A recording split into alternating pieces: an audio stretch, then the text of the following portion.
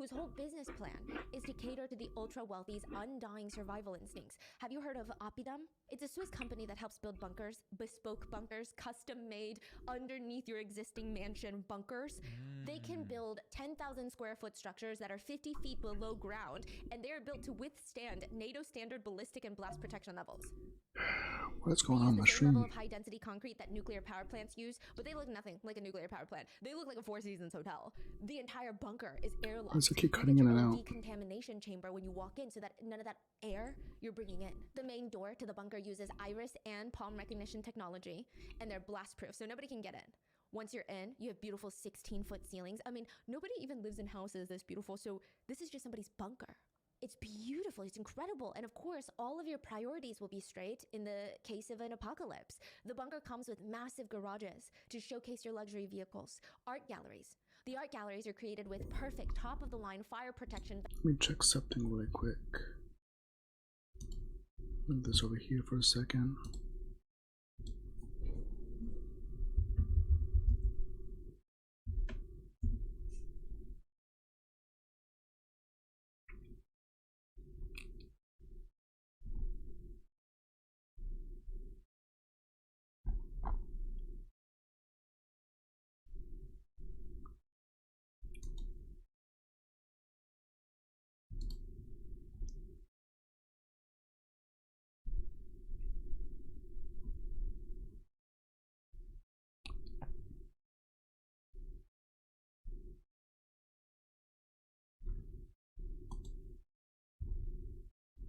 Real quick.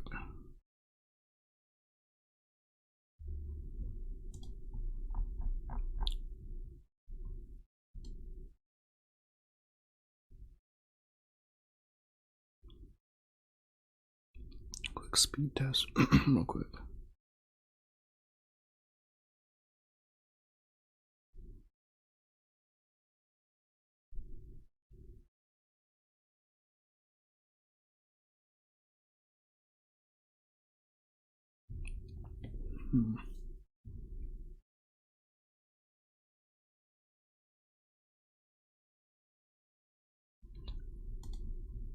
That should be fine.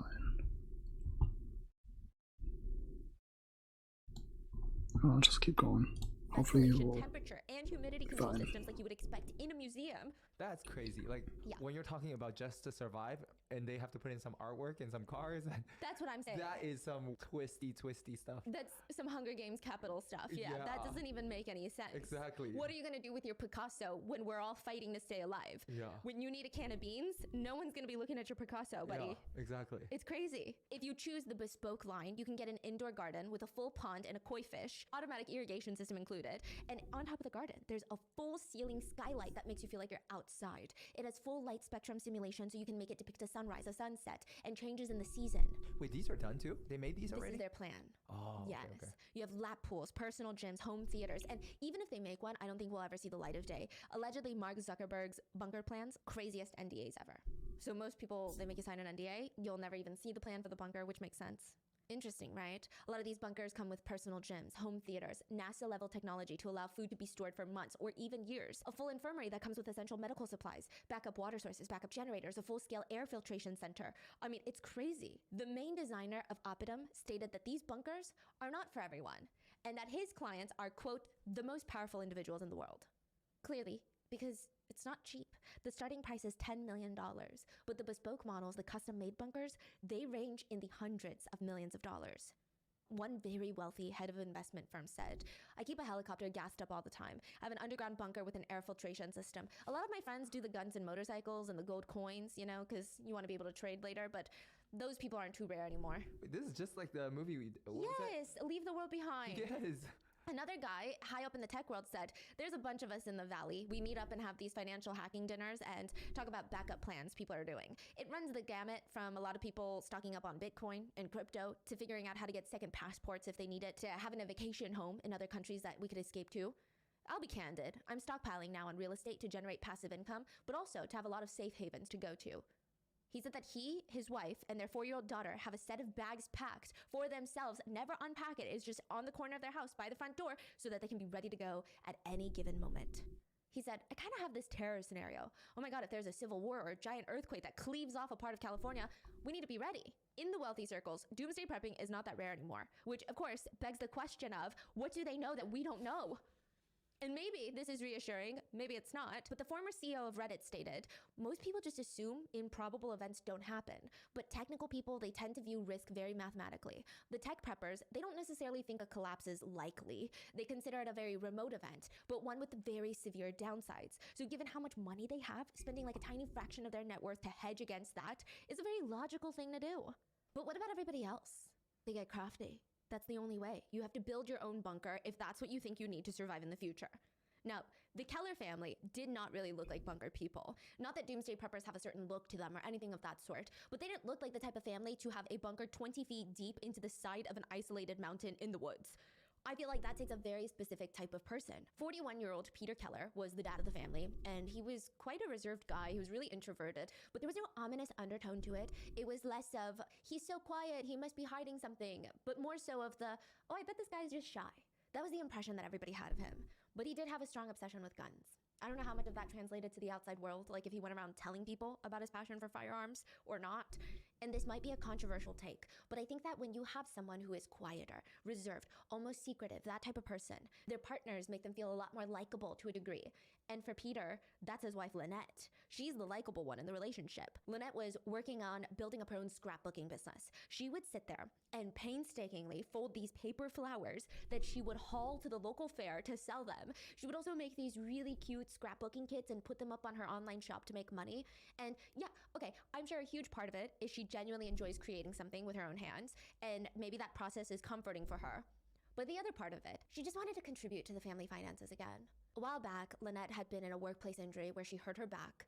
I don't think that she received much workers' compensation, if any. I wasn't able to verify it, but don't quote me on it. I do think that she did receive state disability payments, which on average is like $1,400. So I don't know if Lynette was getting $1,400 and how consistently it was, but she was in chronic pain ever since that incident. She was unable to work anymore, and she felt really bad that Peter was the sole breadwinner, and she just wanted to contribute. That's it.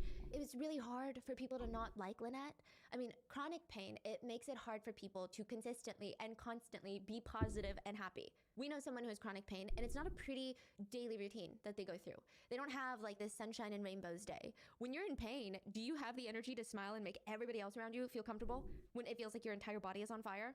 Someone with chronic pain describes it as, envision last night, you do a full body workout that hurts so much, all the muscles are aching. Then after the workout, you go out into the hot sun, take off all your clothes, and lay out fully nude without sunscreen until your entire body gets sunburned and your skin is peeling. And then after that, you throw on whatever scratchy, itchy clothes that you have laying around, and then you go into the city for 3 too many drinks, and now it's the next morning. They said that's what waking up with chronic pain feels like every single morning, even if you go to sleep at 7 p.m. the night before. It hurts to move anything. If anything touches your skin, it hurts. You have a massive headache. You want to throw up. That happens every single day, and it's almost impossible to stay positive and happy all the time. I mean, how can you when it feels like life is playing a joke on you? So that's how Lynette felt, and not a single person would have blamed her for not being sunshine and rainbows every single day, but Lynette was the type of person that you wish you had known sooner.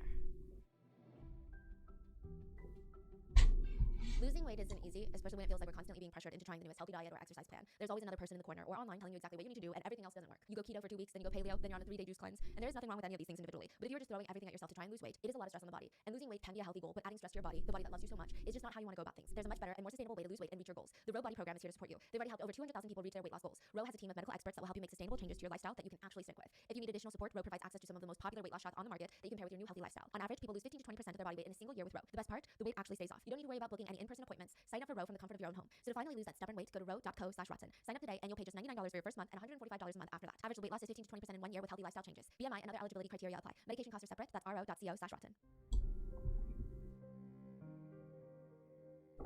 Even when Lynette and Peter's 18-year-old daughter, Kayleen, was graduating from high school, Peter was taking a video of her at her graduation, and you can tell which parent brings Kayleen out of her shell.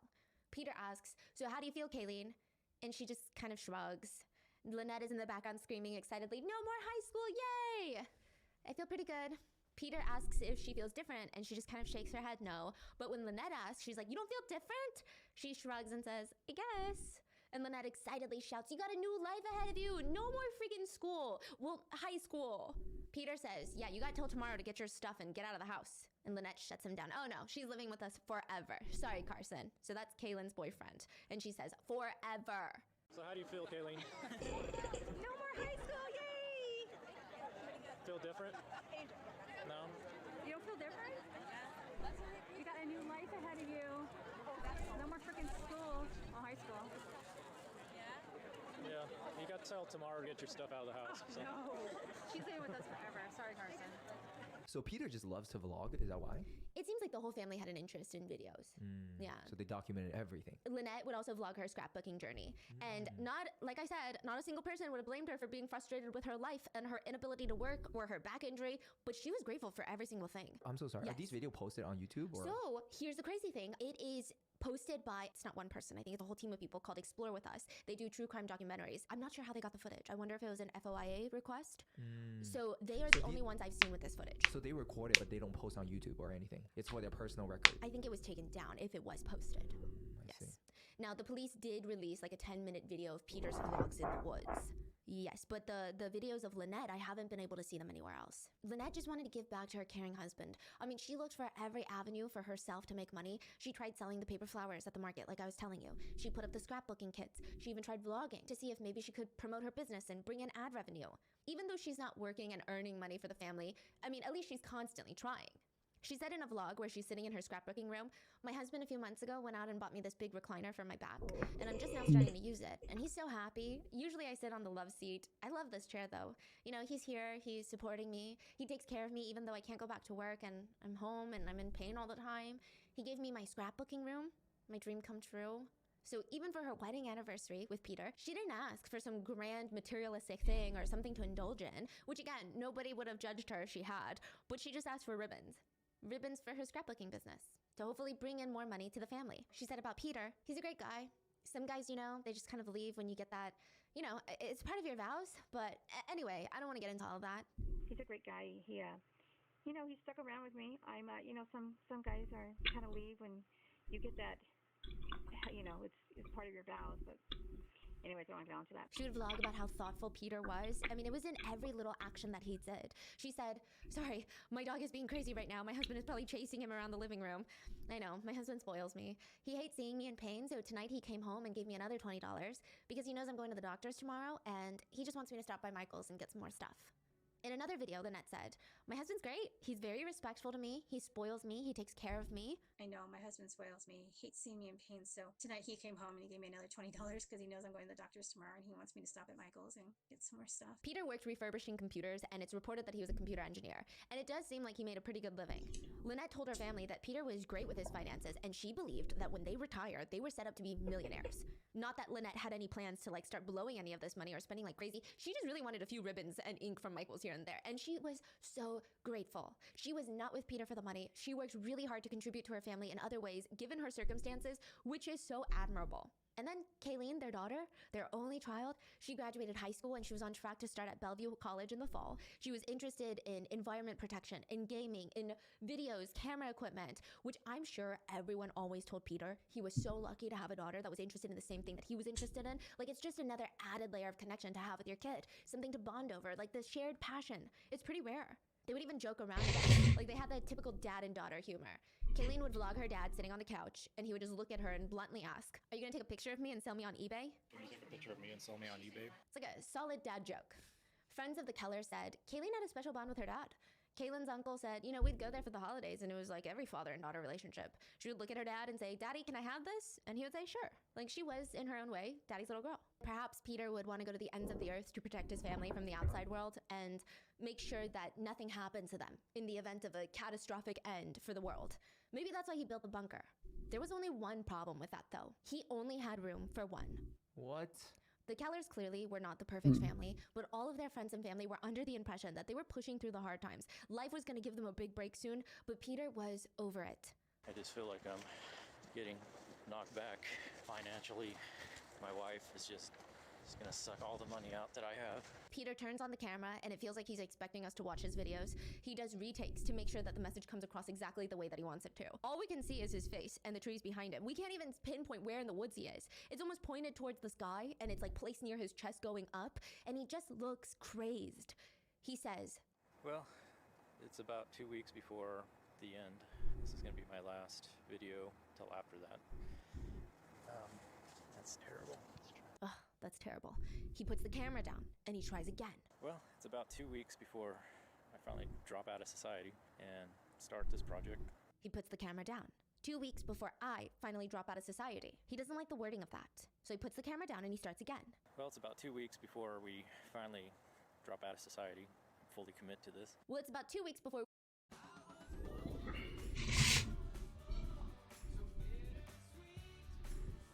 They always look so good in the ads. we finally drop out of society and fully commit to this. Very interesting, the switch here of him saying I and then changing it to we. It's just weird. We meaning who though? Just him. Yeah. Or he changed it for a reason. Yeah. He continues. I just wanted to get one last video in before that time. So far, I'm come to terms with it, doing okay. It's starting to accept it. Doesn't really freak me out anymore like it did sometimes. It's clear that he's preparing for something. He cryptically vlogs. Finally, I have to do what I have to do and get it out of the way. At this point, I don't know what's gonna happen. I may get caught right away. Basically, if I get caught, I'm just gonna shoot myself. I could basically be dead in 2 or 3 weeks. I don't know. It's all up to chance at this point. I don't think anyone knows where I'm at. But if they put it together, who knows? At this point, I had to take that chance. So it's just gonna be a point of go as far as I can. I do have my escape, and that's death. I can always shoot myself, and I'm okay with that. At this point, I don't know what's going to happen. I may get caught right away. Basically, if I get caught, I'm just going to shoot myself. So, I mean, I could basically be dead in 2 weeks or 3 weeks. I don't know. It's all up to chance at this point. I do have my escape, and that's death. I can always shoot myself, and I'm okay with it. We don't know exactly when Peter decided to kill his wife and only child, but we do know that he had been planning the construction of the bunker since 2003. For the past 8 years, he had been sketching, tweaking, building his bunker. Peter's friends and family did say that he was developing a bit of a, quote, doomsday attitude.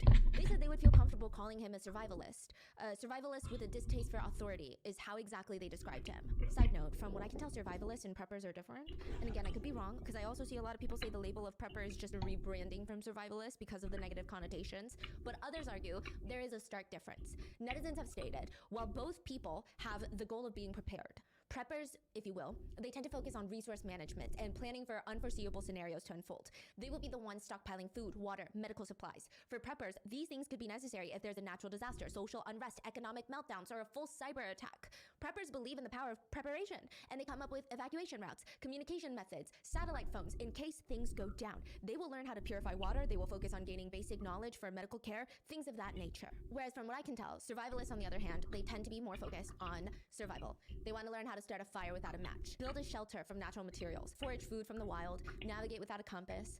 Typically, not all, but from what I can see online, survivalists tend to prepare for more apocalyptic scenarios. They prefer adaptability over a stocked pantry, and this is a huge generalization, but preppers seem like they prefer groups, or they prefer like-minded individuals. They think that if something were to happen, there is power in community and strength in numbers. Survivalists, from what I can see online, they tend to be more lone wolves. Most survivalists, maybe they just want to take their family or a friend or two. They want to get off the grid, far away from other people as possible. They want to find a resource-heavy area that people won't be settling into, and that's where they want to just station out, camp out until maybe the world goes back to normal. Obviously, there's going to be people who cross over. Survivalists who have prepper traits, vice versa. But I would say in most SHTF hit the fan situations, a mixture of both would probably be optimal in terms of surviving. Peter Keller was a survivalist with a doomsday attitude. That's what they called him. So he's prepping for doomsday scenarios. Other preppers and other survivalists, they could be preparing for an earthquake that maybe would cut off water supply for 10 million people for a month, maybe a few weeks. If there's another large-scale indefinite power outage, they're preparing for that. Or pandemic shortages, ice storms that keep them locked in for weeks. They call it prepping for Tuesday. Just prepping for an emergency. You just don't know when it's gonna hit. It's not the end of the world. It's just a big emergency. Like a massive hurricane that could be devastating. That's what they're preparing for. Doomsday prepping is prepping for a global catastrophic risk, which again, does not seem that inconceivable with the way things are going, so I'm not judging anyone. I don't think anything is inherently bizarre with wanting to prepare for the worst case scenarios. I think even the act of being proactive can give people a sense of easing that anxiety that they have, and I'm all for that. So obviously, the way that it unfolds in today's case is not representative of these groups of people. But beyond that, you would be surprised at how many people are preparing for something like this. I feel like back then, people had a very specific person in mind when they thought of survivalist, but even Reddit's co-founder and CEO, Steve Huffman, stated he got LASIK eye surgery because, quote, if the world ends, and not even if the world ends, but if we have trouble, Getting contacts or glasses is gonna be a huge pain in the ass. Without them, I'm f***ed. That's an interesting reason to get heck. He said, I own a couple motorcycles, I have a bunch of guns and ammo, food. I figure with that, I can hole up in my house for some amount of time. So this is becoming increasingly normal. Now, Peter's bunker was a cabin inside the mountain called Camp Keller. Authorities would later be very impressed by the sheer size of the thing. It was an elaborate space. I mean, envision a log cabin made of wood, 2 floors, multiple levels, separated rooms with air mattresses, pillows, blankets, clothes, stuff to keep you comfortable. You can go inside, go from level to level. There's a pantry, a kitchenette, a bedroom furnace, places to clean up, shower, storage rooms. Well, you say this is inside of a mountain? Inside of the mountain. He excavated the inside of a mountain, and what's crazy is he can't even bring up crazy tools. So the way that this mountain, where it's placed, is it's about an hour hike off the trail. So he would have to get out of his car, go onto the hike for maybe about 45 minutes, then get off the trail to his bunker location. That would take another hour of heavy non-hike trekking up the mountain. So round trip takes like 4 hours. Yes, and oh my. all the tools that he would need to excavate the inside of a mountain, he would have to bring on his back. So he's not bringing in heavy-duty machinery. Yeah. He's bringing in just like chainsaws. Wow. Did you see photos of inside? Yes. Is it's it crazy. It's not like an Aspen ski resort, but it's crazy that it's inside of a mountain. It looks like a real home. Yeah. No, it definitely looks like a bunker. It's big. Wow. There's shelving, there's creature comforts, there's everything. It's like a very shed-like log cabin, but inside of the mountain. I mean, he created this pulley system to bring giant logs and trees that he would cut down on the mountain, and he would create this large enough hole into the mountain to now reinforce the walls with those logs. So it's like, again, inverted cabin. And the trees that he's cutting down, they're massive. Some of them are over 50 years old. He would just chop them down, skin them of their bark, split them, and bring them into the hole to fortify the underground cabin. Every aspect of survival, or at least comfort survival, he had. Power, he managed to haul a generator up the mountain. He had light switches. He could turn on the lights with the click of a little switch. Water, he created a water system. He picked the spot of his bunker to be next to a small stream. He ran PVC pipes from the stream into the bunker to get running water. Whoa. Heat, he made a wood-burning furnace with one of those aluminum trash cans. He cut a hole on the side and he would throw in wood and just burn it. He had ventilation so he wouldn't die of carbon monoxide inside of the bunker. He had a wood-burning stove. Murder, Peter had stacks of ammunition boxes in Ziploc bags. He had high-powered rifles, tons of fuel containers. He purchased a bulletproof vest, binoculars. He had scopes in there, which is a device that you put on your gun so that you can see where your bullet is aiming and where it's going to impact. He even stockpiled bottles of water, Coca-Cola, vodka. He had a bucket filled with his favorite candy, which are 100-gram bars. That's the name of the candy. As well as regular day-to-day necessities like Windex and laundry detergent.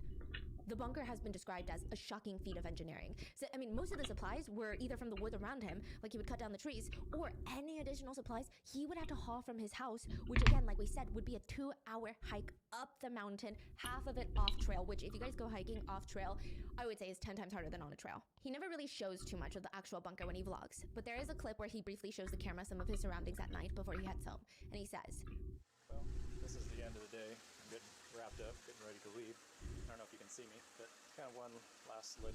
That's my fireplace, wood stove, whatever. Now we're going upstairs. You just see like big black trash bags piled around. They look like body bags. This is where most of my supplies are, pretty well stocked up.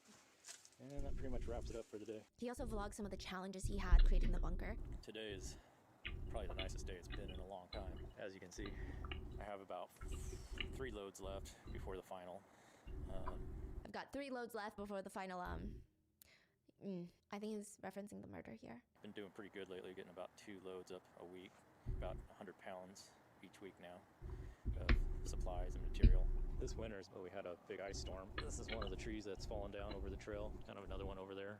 A lot of damage, branches down everywhere. Makes it a little more difficult to get through, but I don't want to move it. I'd like to keep it as hard to get through here so nobody will come out here. Peter would go every weekend for 9 hours a day, work nonstop for 9-ish hours on his bunker. Any energy that he had would be used up on his hike down back to his car. And he wasn't necessarily all alone in the woods each time. He would bring his family dog with him. Dino, I would say medium-sized black dog. It looks kind of like a schnauzer. I want to first show you, he just got a haircut a couple days ago. My husband was like, he's looking too scruffy. So he would bring up Dino, and most of the time, after a really long day working on the bunker, he would need 2 days to physically recover before he made it back to the bunker. It was physically taxing, and every day he's making that choice to keep going back to his plan. He could have backed out or changed his mind at any moment, but he didn't. And this went on for 8 years? Yes. And the wife had no idea that he was She knew doing that he had a bunker. What? Yeah, we're gonna get into it. Huh. April 20th, 2012, Peter gave Lynette some money. She vlogged about how excited she was. She originally told Peter that she was gonna buy some stamps with the money he gave her, but she changed her mind and thought that she was gonna buy ink instead. She was giddy over the idea of having more ink. She said, "Oh my gosh, so awesome. Sorry, I'm trying not to get too excited because my husband is gonna be like, what are you doing?" My husband actually gave me some money and I was going to go out and buy some of these, but I'm going to go buy ink instead. Oh my gosh, so awesome. Sorry, I'm trying not to get too excited because my husband's going to be like, what are you doing? Lynette would never get to use that money. And Peter knew that. The world was supposed to end in 2012. For years, people were talking about it. December 21st, 2012, that's the last day of the world. Some said there's going to be a giant tidal wave. All the land is going to be flooded on the planet. Others stated, That's crazy, no, remember that. that's dumb. It's going to be a worldwide 2010, earthquake. then 2012. Or a volcanic eruption that's going to spread through all the continents. Some people say like another meteorite's gonna strike. Yes, other people said, oh, actually, Earth is going to collide with a meteor. Some people called it a Planet X. And then they would be sucked into the black hole and disappear. Regardless of the method of transportation to the end of the world, it was argued that the apocalypse had been predicted since ancient Maya. It was argued that the Maya developed the long-term calendar. That calendar lasted about 5,139 solar years, and the last day was December 12th, 2012. Now, a lot of people, they thought, yeah, well, that's how a yearly calendar works. You know, like at the end of 2024, we're going to get a new calendar that's 2025. Just a new cycle would commence, right?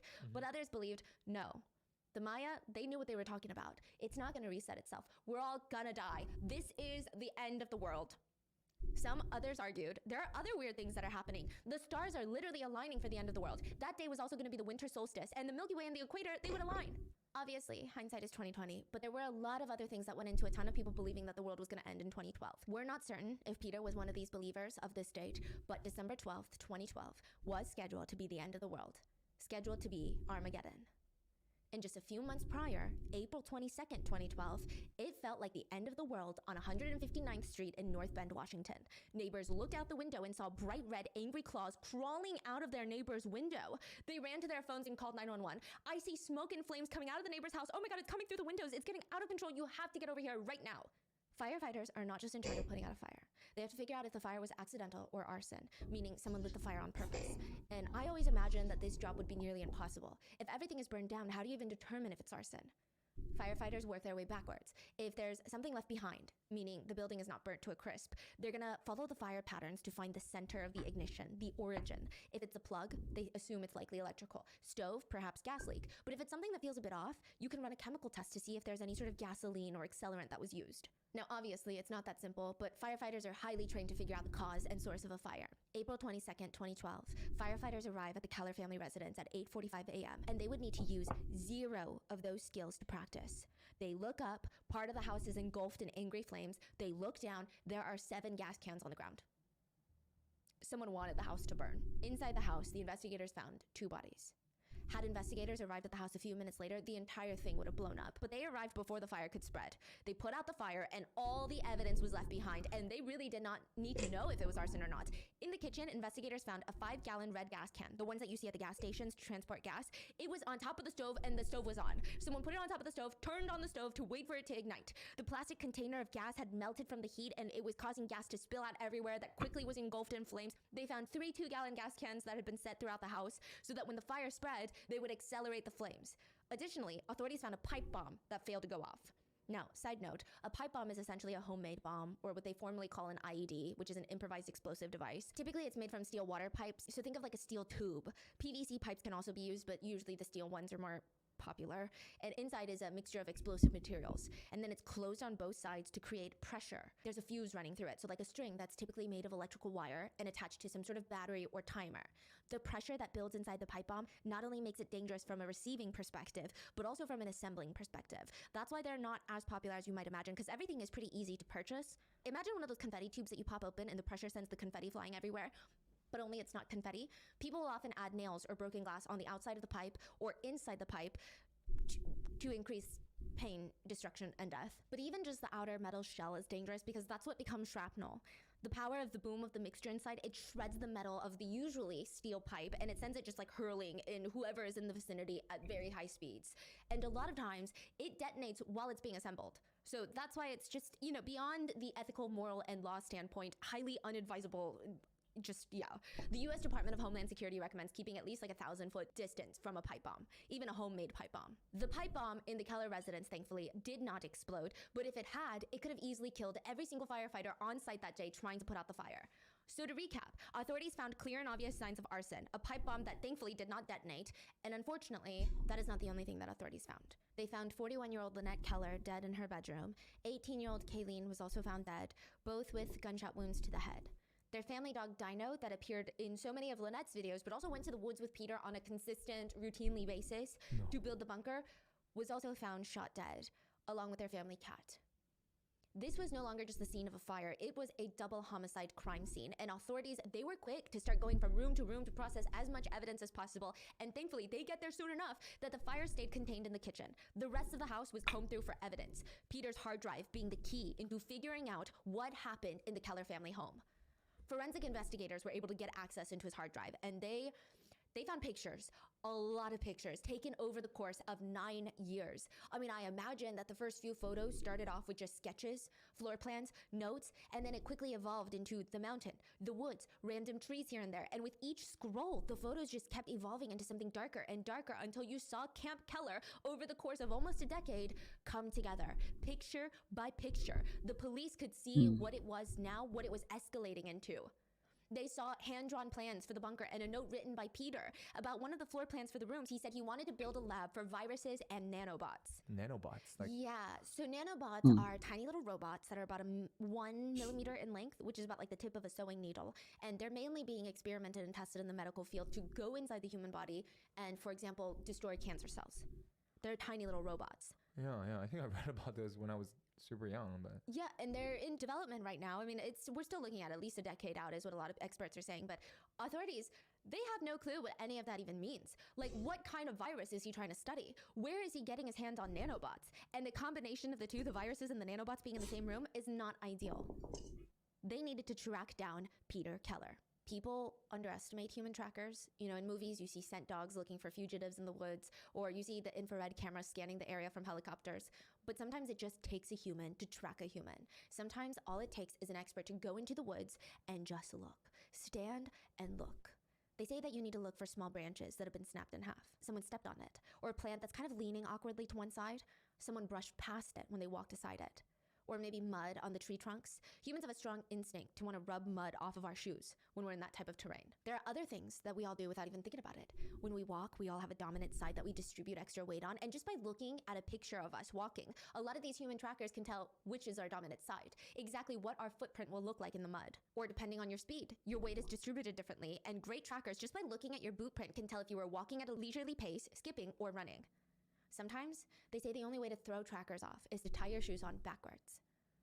So you get your tennis shoes, you put your feet on top of your tennis shoes. You don't put them in your shoes, backwards, okay? And then you tie the laces on the top of your foot. But they can still see footprints. Yes, but it'll be in the opposite direction. But even then, a good tracker will probably be able to find you. And Chafee, he was a good tracker. Once he and his partner found Peter's tracks, they called in the SWAT team. 36 SWAT officers came with faces streaked in camouflage paint up the Cascade Mountains, and they start sneaking uphill. Peter had the advantage here. He's higher up. He has rifles, scopes, binoculars. If he sees them, he could open fire at any moment. They needed to be as discreet as possible. They ended up slogging in the mud for 7 hours, hands and knees, camouflage paint on their face through the steep, muddy terrain to get up the mountain without being seen. So they immediately found out where he was hiding? Yes, they found a picture that could pinpoint where he was. I'm gonna get into it. And this whole thing was just confusing because everyone in the family, at least at one point, they all really liked Peter, which I think showcases just how polished of a manipulator he is. I mean, he went from being a family man to be chased by 36 SWAT officers up a mountain. He was able to hide his true feelings for so long. A lot of people have stated it's utterly terrifying that Peter would wake up, have breakfast with his family, all the while he's planning their murders throughout the day. Even Peter's colleagues at work, they didn't see a single red flag in him. His boss said, I mean, Peter was an excellent employee. I mean, you could set your clock by him. That means he's very punctual. Especially in the beginning of their marriage. I mean, Lynette's family, they really thought that Peter was a kind guy. She had known him since they were in high school, and Lynette was actually the one that did not want to get married. Lynette was like, that is way too much commitment, but Peter kept proposing like 3 months into their relationship. Lynette's sister was encouraging her, like, he's such a nice guy. Like, it's really hard to find nice people these days. So Lynette, she took a chance on love. She would share her love story in a video and she would say, "That's my story of my husband, who, as you know, is the love of my life." That's my story of my husband, who is my husband, who's the love of my life. Towards the end, close friends and family did notice Peter changing a little bit. He was withdrawing from social activities and becoming increasingly obsessed with doomsday scenarios.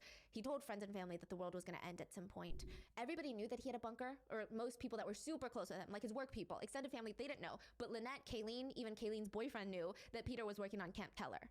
I don't know if they thought he's just up in the woods hanging out. I don't know if they saw pictures to see just how extensive the bunker was. They had no idea where it was, though. I guess my biggest question is, was he prepping to bring the wife and the daughter? It doesn't seem like it. But do they know that? Like, I don't know. I think that they probably are not survivalists and did not think that the end of the world was nearing. Who would choose a bunker over their nice home? It just didn't make any sense. It just felt like, oh, Dad's weird hobby.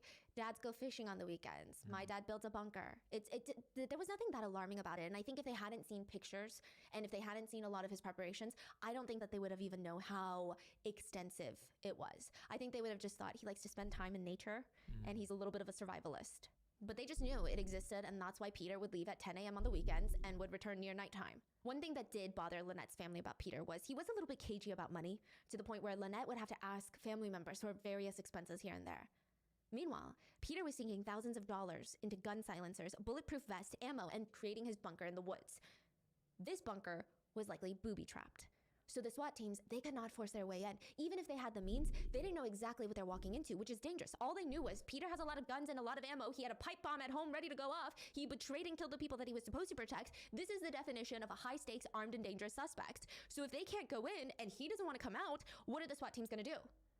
They're going to flush him out. Tear gas smells slightly pleasant at first. According to some sources, I wouldn't know. They say it's slightly sweet, and if you know that you're being tear gassed, you might even smirk like, oh my God, it's not even as bad as they say it is. People are so dramatic. I can handle it. But you're in for a surprise. They say first it's the throat. You feel this spicy coating in your throat, and it's kind of like glitter. No matter how much you cough, it's sticking to the sides of your esophagus. You cannot get this burning sensation out. And then the panic sets in because you feel like you can't breathe. You're going to suffocate. It feels like nails are just clawing at the inside of your esophagus. And then the mucus starts to take over. Mucus starts pouring out of your nose whether you want it to or not. Nothing can stop it. Nothing matters anymore except getting rid of this pain. You don't even feel like you're breathing. You feel like you're just breathing knives. And then it's your eyes. You start crying uncontrollably. It's a physiological reaction. It's like emptying an entire bottle of hot sauce straight into your retina. That level of burn. Any exposed skin, it burns. And all it takes is a single whiff. They gassed the entire bunker, and they waited. After 10 minutes, nothing. No signs of Peter. They know he's inside. They can kind of hear him, and it sounds like he's breathing through a gas mask. Wow. They have to reconsider. If not gas, then water. They tried to coordinate with the fire department for a hose to be brought up the mountain. They wanted to pump as much water into the bunker as possible. If they can't flush him out, maybe they can flood him out. This strategy was a bit difficult to execute, so it was abandoned to a degree. And they were, nearing a full day of trying to get Peter to come out. They tried gas, water, and now it was time for fire. I mean, I guess inside that bunker, it would have felt like the end of the world. They thought, blow it up. They brought Chafee back in. This is the tracker. Not only is he an expert tracker, but he's a bomb tech. How many explosives do we need to blow the lid off this thing? It's not that simple, though. You can use as much explosives as you want and blow up the entire mountain if your heart so desires, but the key is getting the perfect amount of explosives to blow the log roof off enough just to loosen it from the screws, but not cave the entire structure into the mountain. Once they had the precise amount of explosives, Chafee had to be hoisted down onto the bunker roof by a helicopter. He's coming in with a bag of explosives strapped in between his legs, probably thinking that he does not get paid enough for this, and once it was all set, they blew the lid off the bunker. Sergeant Cindy West stated during the 23-hour stakeout that they were not going anywhere without Peter. She stated, "We're not leaving till we get him out one way or another." The sheriff stated, "It's a very tactical situation. Time is on our side. We're not going to do anything rash." Side note, the way that they even got to this mountain is kind of crazy. There were a lot of pictures that Peter had taken of the bunker, inside of the bunker, the plans of the bunker, but no picture pinpointed where on the mountains it was. And like I said, Cascade Mountain Range, 500 miles of mountains. They have no idea where Peter could be, but they saw this one picture. And at first glance, it almost looks like a mistake picture. It's a picture of what looks like a shopping plaza, and the wooded mountains are right behind it. But the shopping plaza is maybe like 20% of the lower half of the picture, and then just the vast mountains on the back. It's not even beautiful mountains. There's no sunset. It's just a lot of trees. But it stood out to authorities. Why would a man like Peter, building a bunker in the mountains, just take random photos of a shopping plaza where you can't even see the focal point? There's no subject of the photo. There's no person. There's no store. There's no car that's the subject of the photo. It looks weird. Peter's documentation of the bunker has been meticulous and organized so far, and authorities realized, wait, this just might mean something. It's not a random photo. He must have taken it for a reason. Behind the plaza, you see the mountains. The photo is 80% mountains, and at the bottom, you kind of see this power line running through the mountains. So with the location of the shopping plaza, the location of the power lines, they can kind of pinpoint where the focal point of this photo is. They get a general idea, and they think that's where Peter's bunker is located. Why? Because there's also 2 streams on that side of the mountain. What do you need when you're building a bunker? Running water. Why would Peter take this picture unless... Give me a one drop, man. All right. He was an icon. I don't know, if you were building a bunker on the side of the mountain, wouldn't you want to go somewhere near civilization where people pass by, take a picture just to see, what does it look like from this angle? Can they see me? How much of me can they see? Can they zoom in? That's how they found Peter. They blew the lid off his bunker, they stormed the place, Makes and sense. Peter Keller was dead. Autopsies showed that he had put the gun in his mouth the previous night, shot himself through the top floor of the bunker, his body plunged 30 feet to the lower level of the bunker, and there was blood splattered everywhere. There was a pistol laying next to him and a radio clutched tightly in his other hand. He had been monitoring all the media reports through the radio. The gun that was used to kill Lynette and Kayleen was also found in the bunker. And thankfully, I didn't see too many, but I did see 1 or 2 netizens comment on how nobody around Peter could have foreseen something like this. Like, how is that possible? And I think that's the terrifying part. There were no blatant red flags. I mean, there were some quirks here and there, but most relationships, most families have those. Even the King County Sheriff stated, Peter's behavior is irrational. Combined with a high level of preparation and intelligence, it's a very unusual case. No one could even think of a motive for the killings. Why didn't he just leave his family instead of murdering them? Was he worried that he might have to pay alimony? That doesn't make sense because he was excited to rob banks and pharmacies. This does not sound like the type of guy to listen to a judge about paying his wife every single month. He could have just vanished. Others wonder if he genuinely thought the end was near and believed that a double homicide would kind of just not be a big deal. Perhaps maybe he thought December 12th, 2012 was when the world would go down and nobody would care about his warrant anymore. But that doesn't make sense either because he put in a lot of effort to try and get rid of all the evidence, like trying to burn his entire house down. He even made dangerous pipe bombs. Others stated that Peter was such a narcissist that he felt like his wife and daughter were extensions of him. And without him, their lives would just cease to exist. They would be meaningless. And since he didn't want them anymore, he would just have to kill them, which is terrifying thought. To a lot of people, the last theory makes the most sense because he does seem like a raging narcissist, and what Peter's ultimate plans were, to this day, they remain a mystery. What was the virus lab about? Was he trying to create a doomsday so that he could live out his sick fantasy of being in the woods, living off the grid? Did he want to see everybody else suffer because of how he was treated? A lot of netizens pointed out the fact that Peter seems incredibly insecure about himself. Even while planning the double homicide of his own family members, he talks about how he was ugly and how his personality was too boring, and what's wild is, Lynette was too good for him. Like, not in the obvious ways, but just visually. Peter was able to marry someone that was leagues above him. She was a great mother. She was someone that was part of the community. She was kind, grateful, and yet he felt injustice. It's weird. I mean, despite him being, in his own words, ugly and boring, Lynette gave him a chance. And all she did was give him love during their marriage. So that's why people think he's a narcissist, because nothing is ever really good enough for a narcissist. And side note about Peter being a narcissist, I don't really believe in being an armchair psychiatrist, but I do think that it's interesting to note that he does retakes in his videos, which is odd, considering it seems like he wanted the videos to be burned in the house fire, but at the same time, he wanted to make sure that he's presenting himself in the best light possible, which I guess adds to why people believe he was a raging narcissist, because a lot of narcissists, regardless of if they think someone is going to see it or not, they like to present themselves in a very specific light. But just the whole thing is odd. Peter had such a strong survival instinct. I mean, he spent 8 years and thousands of dollars trying to create his own doomsday bunker. But on the other hand, he was like ready to exit his life if police came to him for the murders. It's odd that he was so obsessed with survival, but also so ready to die. It's so weird that he spent 8 years prepping for this moment. This is what he decided to do at the end for his loved one and himself. It's just so bizarre. I do think that, again, going to the narcissist theory that a lot of netizens have, narcissists tend to overestimate their abilities and capabilities. Yes. He did vlog that he thought that his goal was to last 10 years after murdering his family. He lasted 6 days. He didn't think they would find him that quickly. No. He really thought he was hidden. Okay. But still, like, just killing the whole family like that. For literally no reason. I mean, some netizens have also stated that it's interesting that Peter's doomsday was one of his own making. If he had not killed Lynette and Kayleen, I don't think they would have brought in 3 dozen SWAT teams for alimony payments. Yeah, he could have just lived out there by himself. Exactly. And survive. Yeah. That's why people think he's a narcissist. He thinks that these people, his wife and daughter, do not exist without him. They are not their own entities. They are extensions of him. Right. And if he doesn't want them anymore, they need to die.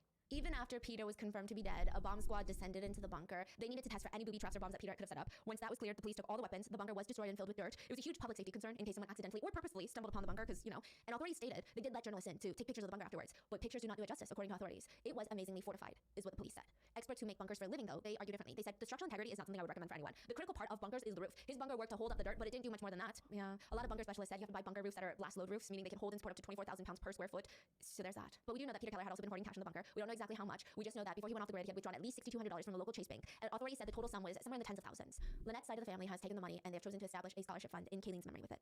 It's Kayleen'sFund.com for women who attend DigiPenn Institute of Technology in Redmond, where Kayleen was hoping to study video game design. The family said in a statement, Lynette and Kayleen were two amazing individuals who will be missed by our family each and every day. We take some comfort in knowing that they were together and that one day we may see them again. And that is the story of Peter Keller and his twisted bunker vlogs. What are your thoughts? Please stay safe. Do one more. Then we'll get into Honkai. Okay, I'm ready for this. In Korea, there is something called the spoon theory. You know that saying, born with a silver spoon stuck in your mouth? Well, in Korea, they take it to the next level and they have a whole breakdown to this whole spoon saying. Every single person in Korea is hypothetically born with a spoon in their mouth. And there are rankings of spoons. And there's only a few ways that you can turn in your spoon that you were born with and exchange it for a new and better spoon. And we're gonna talk about it all, okay? So let's go through the rankings of spoons. The dirt spoon. People who make less than $25,000 a year and have less than $125,000 in assets. The spoons are cutthroat. $125,000 US? Oh yeah, the spoons are very cutthroat. Then you have the plastic spoon, the disposable spoon. People who make $25,000 to $50,000 a year with more than $125,000 to $250,000 in assets. Then you have the wooden spoon. This is the top 50% of the population with a salary of $50,000 to $100,000 and assets between $250,000 to $500,000 US. Then you have the stainless steel spoon. Okay, now you're in the top 25% of the population. Every year, you're raking in around $100,000 to $200,000 US, and you have about $1 million in assets. Then you hit the bronze. We haven't even hit the silver. Wow. You hit the bronze spoon. You are now within the top 10% of the population. You make anywhere between $200,000 to $400,000 a year, and you have assets valued at $1 to $2 million. Now that's crazy that's bronze. Now you get the silver spoon. You are now an elite. Congratulations. You qualify to call yourself a top 5%er in South Korea, and you make anywhere between $400,000 to $800,000 a year, and you have $2 to $4 million in assets. That's only top 5? Yeah, crazy. Yeah. Then you hit the golden spoon. Welcome to the top 1% with more than $800,000 to $1.6 million in annual revenue and more than $4 to $8 million in assets. How does it feel to be an upper elite? Then you have the platinum spoon. Not to be mistaken with the stainless steel spoon or the silver spoon. Oh God, no. This is the platinum spoon. This is the top 0.5% of the population. They make anywhere between $1.6 to $3.2 million a year, and they have between $8 to $16 million in assets. But none of that. There's more. None of that compares to the Diamond, spoon. yeah. Diamond spoons. This is the top 0.1% of the population. They're earning at least $3.2 million a year, and they have more than 16 plus, like around 16 to $32 million in assets. I gotta say though, Yeah. this number a little goofy. It just seems like it's doubling every rank. Yeah, they just be making up spoon Yeah, theories. it sounds like a little inaccurate, but we'll go with it. So in Korea, the only diamond spoons are really the chaebars. And before I tell you how to get a diamond spoon, let's talk about my diamond spoon moment real quick. Listen, I would be lying to you if I said that I didn't wish that I was born with a diamond spoon stuck in my mouth. Like, the only thing that my parents are trusting me with is the ability to fund myself. Do you get it? Trust fund. Anyway, I'm still waiting for my Wang Sudong moment when my parents are gonna say, Hey, Stephanie, stop making those silly, goofy videos, okay? Come here. Here's $100 million. I don't know, go buy some groceries. and I'm gonna be like, oh my God, for groceries? This is crazy. I get it. Nobody spends $100 million on groceries. I'm not an idiot.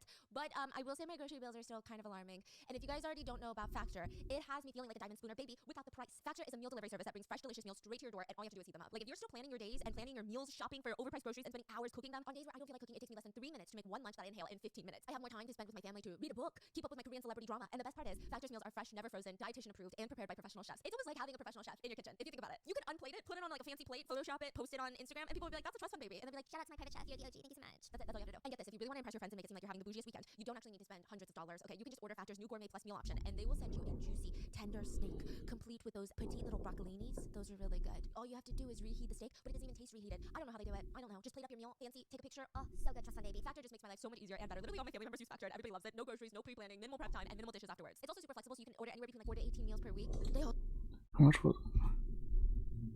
It's like minimal prep time, $200, minimal dishes right? afterwards. It's also super flexible. order Oh, anywhere 100. Well, that's for 8 meals. between like 4 to 18 meals per week. Oh. I want to see the price for the 18 meals. Minimal prep time. So, wait. Oh. You marry another person. Nope. And if you guys already don't know about Factor, it has me feeling like a diamond spooner baby without the price. Factor is a meal delivery service that brings fresh, delicious meals straight to your door, and all you have to do is heat them up. Like if you're still planning your days and planning your meals, shopping for overpriced groceries, and spending hours cooking them, on days where I don't feel like cooking, it takes me less than 3 minutes. Keep up with my Korean celebrity chefs. It's almost like having a professional chef in your kitchen, if you think about it. You could unplate it, put it on like a fancy plate, Photoshop it, post it on Instagram, and people would be like, that's a trust fund baby. And they'll be like, shout out to my private chef, you're the OG, thank you so much. That's it, that's all you have to do. And get this, if you really want to impress your friends and make it seem like you're having the bougiest weekend, you don't actually need to spend hundreds of dollars, okay? You can just order Factor's new gourmet plus meal option, and they will send you a juicy, tender steak, complete with those petite little broccolinis. Those are really good. All you have to do is reheat the steak, but it doesn't even taste reheated. I don't know how they do it. I don't know. Just plate up your meal, fancy, take a picture. Oh, so good, trust fund baby. Factor just makes my life so much easier and better. Literally all my family members use Factor and everybody loves it. No groceries, no pre-planning, minimal prep time, and minimal dishes afterwards. It's also super flexible, so you can order Alright, I'm doing this. anywhere between like 4 18 meals per week. They also have snapper. How do I miss? They also have Oh, whatever. So how many is 18 meals? What is it? 18 meals.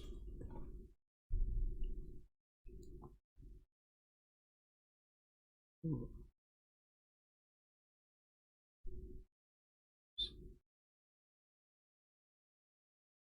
Yeah. I still think, well, from what I eat, I think I eat less. I eat. Well, it would cost less for me. of snacks you can order. I love their green juices. Sometimes as like a little morning pick me up. And whether you're keto, paleo, high protein, whatever your diet preferences are, Factor has options for you. So do not miss out on premium food just because you don't have a premium bank account. Head to factor75.com or click the link below and use code BIZ50 to get 50% off your first Factor box. That's factor75.com or click the link below and use code BIZ50 to get 50% off your first Factor box. And thank you, Factor, for sponsoring today's video. And let's get into the Tebars. Te means wealthy. Por is clan. So wealthy clan. Yeah. I did not know that. It sounds extra scary. No, they're basically a group, a family that runs some of the largest conglomerates and monopolies and businesses in the whole nation. Chinese is Taifa. That makes sense. It does? Yeah, that's the word, yes. So instead of like, okay, imagine the CEO of Apple is Tim Cook, which I mean, he's a diamond spooner for sure. But Tebars are interesting because their grandfather started Samsung, for example, and now their dad is the chairman of Samsung. And guess what? Who's going to be the next chairman of Samsung? It's not going to be the most qualified worker in the force. It's going to be one of their kids.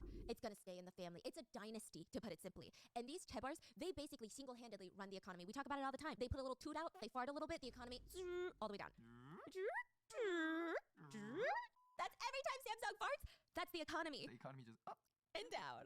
Thank you, Sabrina. I love you so much, Sabrina. It's also commonly accepted in South Korea that changing spoons after being born is, it's nearly impossible. I don't know what to say, okay? They just say, that's the spoon you're born with, so you better eat as much as you can. Yeah, you better just try to eat with the spoon that you're born with, okay? Either you're born into money power or you're not. The spoon chooses you. You do not choose the spoon. But if you're like, you know what? I am dead set on having a golden spoon in my mouth by the time that I'm dead in my casket, there are only 5 ways that you can go about it, okay? 1, you have to be born with that golden spoon already shoved down your esophagus so that you can die with a golden spoon in your mouth. But let's say that didn't happen. 2, you can study really, really, really hard. Go to a sky school, an Ivy League in South Korea, and get a well-paying job, preferably as like something with a sa at the end. 판사, 변호사, 의사. That's really hard because that's how everyone's trying to get their golden spoons. And you know what? I'm so sorry, side note. Stop looking at my hands. 3, you can be really talented or gifted at something, a protege at something, okay? Or a massive celebrity. You could be BTS. That's how you change your spoons. Or 4, you can marry rich. Or 5, you can win the lottery. Koreans joke that some of these are just fantasies. Like, it's hard to marry a golden spooner when you have a dirt spoon in your mouth. Like, the chances are as good as winning the lottery, regardless of what the K-dramas are showing you. So if you really want to change your spoons, that's really the only way. Marriage. But let's say, for marriage, the limit is like 2 spoons. You can go from a bronze spoon to maybe a silver, maybe a gold spoon if you're really lucky, okay? It's impossible to get a diamond spoon in your mouth if you're not born with it. How do you become a tebar if your parents don't own a massive conglomerate? You just marry one. That's the only way, okay? And there are roughly 24 well-known families of tebars in South Korea. There's probably a few dozen more, but these are like the top ones. And most of them marry each other. Oh, not the family members. It's not Game of Thrones, but they marry other tebars. Recent data compiled show that half of them opt to marry other tebar kids. So this whole K-drama trope of marrying the poor girl that really loves the triangle keep up from the convenience store and does not even care for Michelin star restaurants just like doesn't happen. I'm not saying it's impossible, but it's really hard. If these people are marrying outside of the tebar circles, guess what some of their top professions are? And they're called the general public. If they don't marry another tebar, what kind of professions do you think these people are marrying? Like TV anchor and stuff, right? Yeah, so they'll marry the kids of political figures, or they'll marry actors, actresses, or TV newscasters. Like, you know how in America we just be like putting anybody on the news these days? You know what I mean? But in South Korea, oh, creme de la creme. You are talking like the creme de la creme of the sky schools. It is impossible to become a news anchor. Like, it's more impossible probably than to become a celebrity. And they be marrying each other. 안녕하세요. 안녕하세요. 안녕하세요. SBS입니다. That's so bad. But like typically the male chaeboys love marrying female journalists and news anchors to the point where there's a lot of articles being like, is this appropriate? Are they like trying to do something with the media? What's going on? Stop sleeping with the media. Yeah, and these people, these very incredibly talented, already wealthy people are considered general population. Yeah. GP. Yeah, GP. Gen Pop, yeah. That's what they call them in prison. What do we call them in prison? Like you have the general population and then you have solitary confinement people. Oh, It's called Gen Pop. What? You're like, that's a cool name. We should have like an idol group named Gen Pop. I'm like, you know who's another group that actually makes a lot of sense? Olympians, athletes. I mean, this parent. I mean, that we get, right? That's like, you are like the peak of, human existence. Yes, you're literally like the Olympic gods. Isn't that why they call it the Olympics? Yeah. In every country, these Olympians are regarded as the top of the top. But South Korea is a country that prides itself on being the best at something. So when a South Korean wins medals at the Olympics, suddenly that sport becomes the next biggest thing in South Korea. Everyone complains that they wish that they taught their kid ice skating since the day that they came out of the fucking womb, because then their kid could have been an Olympian. That's what they say. Korea had a strong archery phase. Yeah. Oh, yeah. We won some gold medals in archery. yes, we That's did. cool. And then ice skating phase because of Kim Yuna. Yeah. Literally every parent was sending their 3-year-old to the ice skating rink. And these 3-year-olds are like, I don't know what Sofa I'm is doing 3 here. now. Well, we should send her to archery classes. Archery, I don't know. She can barely like hold her own spoons. Like, what? That's true. So anyway, you become a first-class daughter-in-law material if you are a medalist in the World Games. At one point, there were interviews held around the country of just random civilians being asked, who do you want your son to marry? And these little ajumas are like, Kim Yuna. And everyone's like, Who the fuck is your son? Why would she marry him? anyway, the focus of today's case is another athlete, a fencing silver medalist, Nam Hyun-hee. We're gonna call her Nami. She starts dating a chaebol kid, and you would think that she hit the jackpot. Like, this is what life is about. She's about to be a diamond spooner. I mean, she was already doing so good for herself, but diamond spoon? But everyone around Nami, her friends and her family, they're trying to convince her, girl, more money, more problems. It's not going to be easy. It might even ruin your life. It's like one of those K-dramas. Your world is going to drastically change. People are going to despise you for marrying into a billionaire family. People are going to want you dead or apart. Do you still want to do this?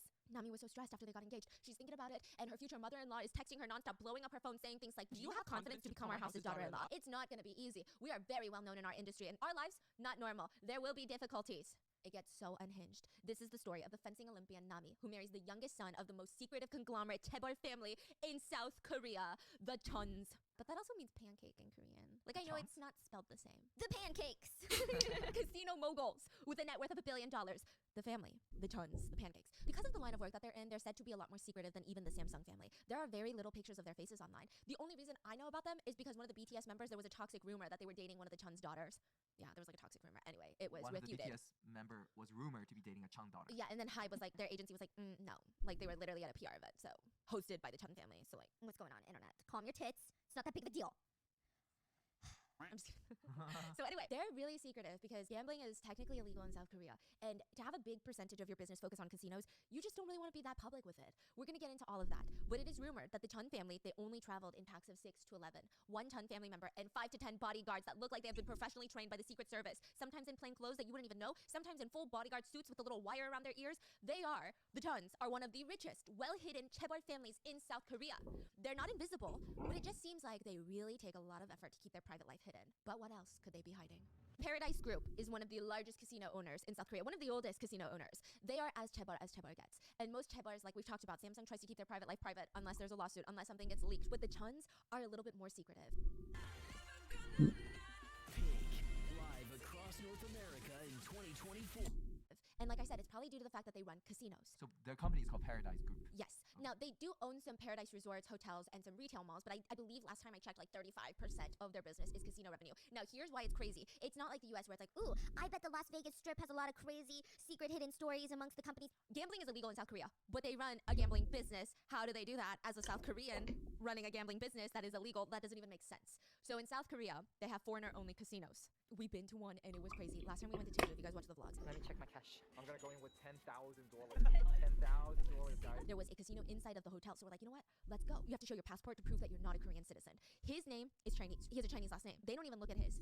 Dan and I, we have Korean last names. So there was this whole thing. They like took our passports to the system. I think they were trying to check if we were dual citizens. Because if we're a dual citizen, it would be illegal for us to enter the casino. It felt like I was trying to enter the Pentagon. It was a lot. It's like nobody in there. Yeah, there was like 2 people in there and they're like falling asleep. And I was like, all right, let's get out of here. So usually the business is from Chinese travelers traveling from China to Korea to gamble. And the chairman of Paradise Group, Philip Tun, is worth almost $1 billion.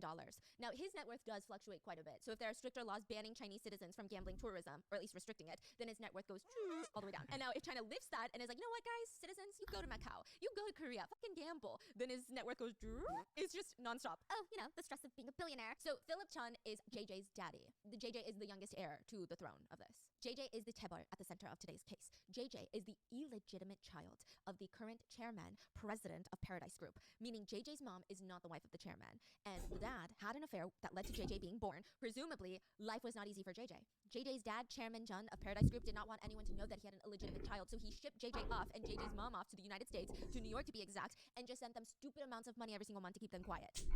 Maybe it's from the stress of JJ's mom. I don't know. It stated that the minute that JJ was born, they just had a really weak heart, had to be placed in an incubator the second that they were brought into this planet. And then soon after that, JJ had heart surgery. So JJ's physical stature was just not the best. Like stamina, not the best. Nor was JJ the most muscular or the tallest, which would probably play a role on how JJ's father treated JJ. Now, Paradise's group's youngest son announces that they will be marrying Olympian Nam Hyun Hee. Let's call her Nami. And she was an Olympic silver medalist in fencing. JJ is marrying Nami. The silver medalist in fencing. So JJ has returned to the family. Yeah. Okay. Yeah. It's about to get crazy. So Nami won the silver medal at the Beijing Olympics in 2008, the bronze medal in the 2012 London Olympics, and in the Asia Games, she ranked 6 gold medals. On a national scale, she has ranked #1 in the country in fencing 18 times. So if in Korea? Yeah. She's the top fencing girl? Yes. Wow. Which, side note about fencing is not an easy sport to master. First of all, it's pretty pricey to get into it. It gives me old money vibes. That's all I know about fencing. But it's also very medieval at the same time. Like, with peace and love, and this could just be purely out of jealousy, wearing those skin-tight white suits with, like, caged helmets and swords, like, you can't tell me that you're not sparring for your death in some sort of medieval arena for the Queen's entertainment. Like, it's giving that, no? Yeah, it's cool as hell. Yeah, it's cool as hell, but it's, like, giving a little bit of that. And this is, again, purely jealousy because I'm so uncoordinated and could never be capable. It looks super cool. The objective of the game is you have 2 athletes who use swords to attack and defend against one another. If the opponent touches a very specific part of your body during the match, they score 1 point. Traditionally, between 2 people, the winner has to gain 15 points. So they gotta touch you with their sword 15 times. Which is, you know, I don't know, buy me dinner first. But there's 3 types of swords that can be used in fencing. So for example, if you're playing foil fencing, it's like a type of sword, I believe. In foil, a touch only counts if it lands within the torso of the opponent, from the shoulders to the groin area, front and back. You cannot touch the arms, neck, head, and legs, or feet. You do not gain a point. And the touch is only considered a point if the tip of the blade touches them. So if you touch them with the side of your blade, you don't gain a point. But then other swords, you can touch them with the sides of the blade, and you can even touch them, boop, like on the top of the head. Yeah, it's really confusing. There's like 3 different ways that you can play fencing, and it's a lot. Allegedly, it's one of the hardest sports to master, according to fencers.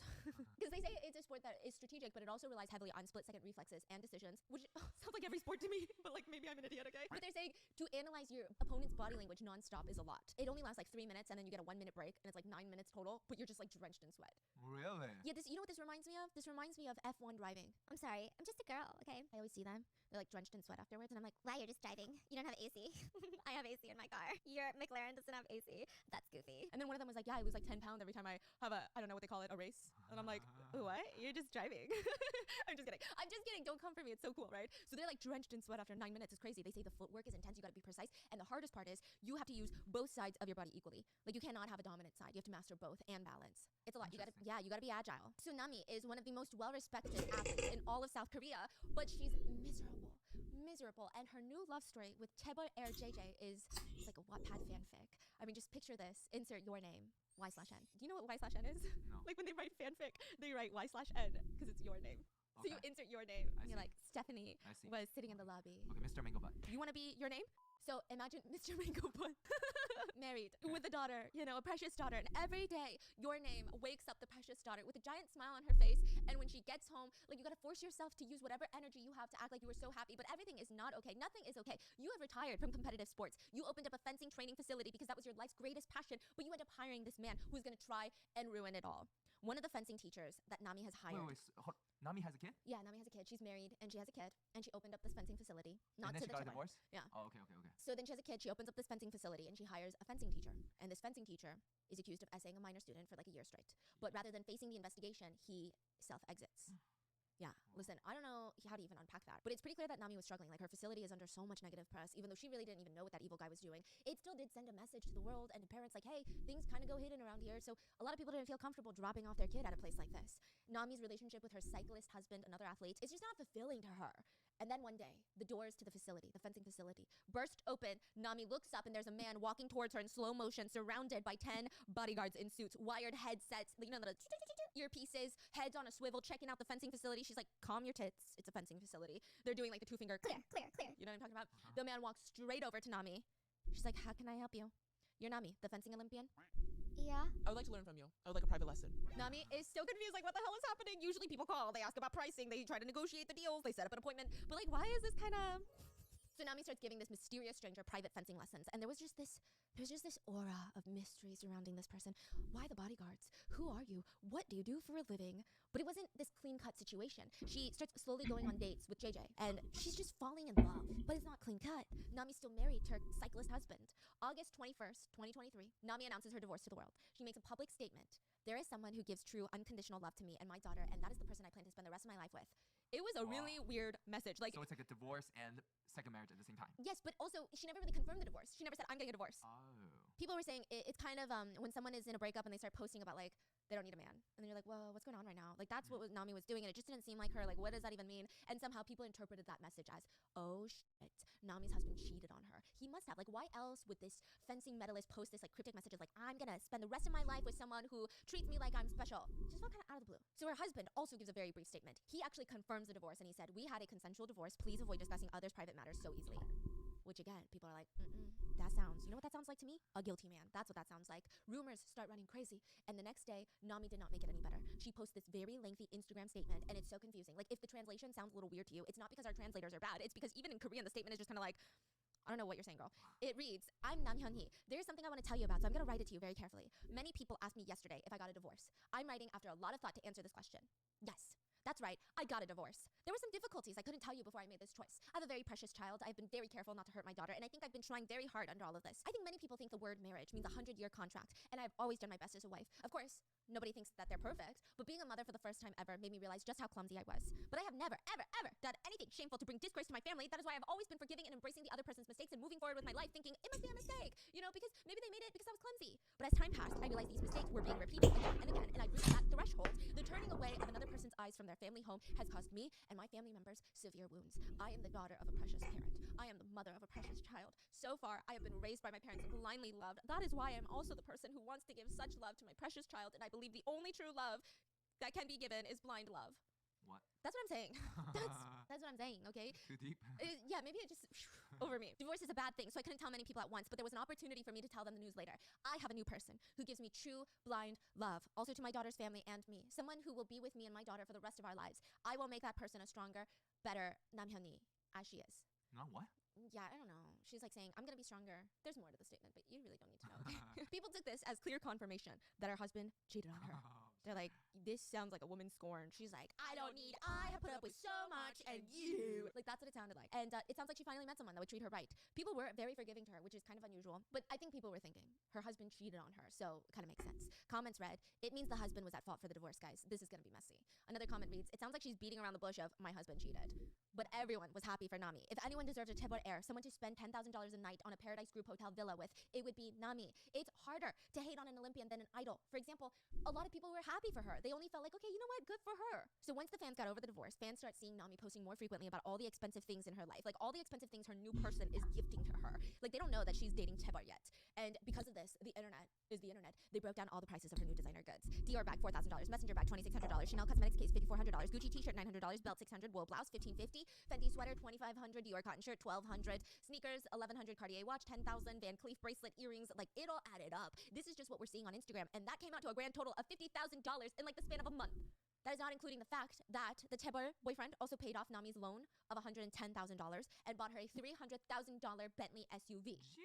She also moved into the Signal Lotte Tower. I don't know if it's Signal. The Lotte Tower. It's the tallest building in South Korea. It's actually one of the top 10 tallest buildings in the world. I think it's ranked at like number 5.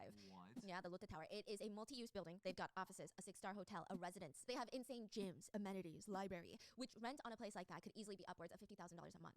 I believe that particular unit that JJ the Tebar was renting was around $78,000 a month. Oh la la. Units to own start anywhere on the low side. You're talking like peasant. You're living on like the 3rd floor. $3 million can easily go up into the $30 million. Interestingly enough, I believe outside of the Lotte Tebar family members who live there, because it's Lotte owned, right? A lot of conglomerate families do not live there, like you would imagine. They pick mansions in quiet, rich areas of Seoul with giant gates and privacy trees just to stay away from attention. Too flashy, right? Yeah, this could be the collective jealousy of us peasants on the internet, but people said, you only live at the Lotte Tower if you want to be seen. If you're new money, that's where you go. Yeah, calling out the $30 million penthouse. Not everyone with money has class, okay? Anyway.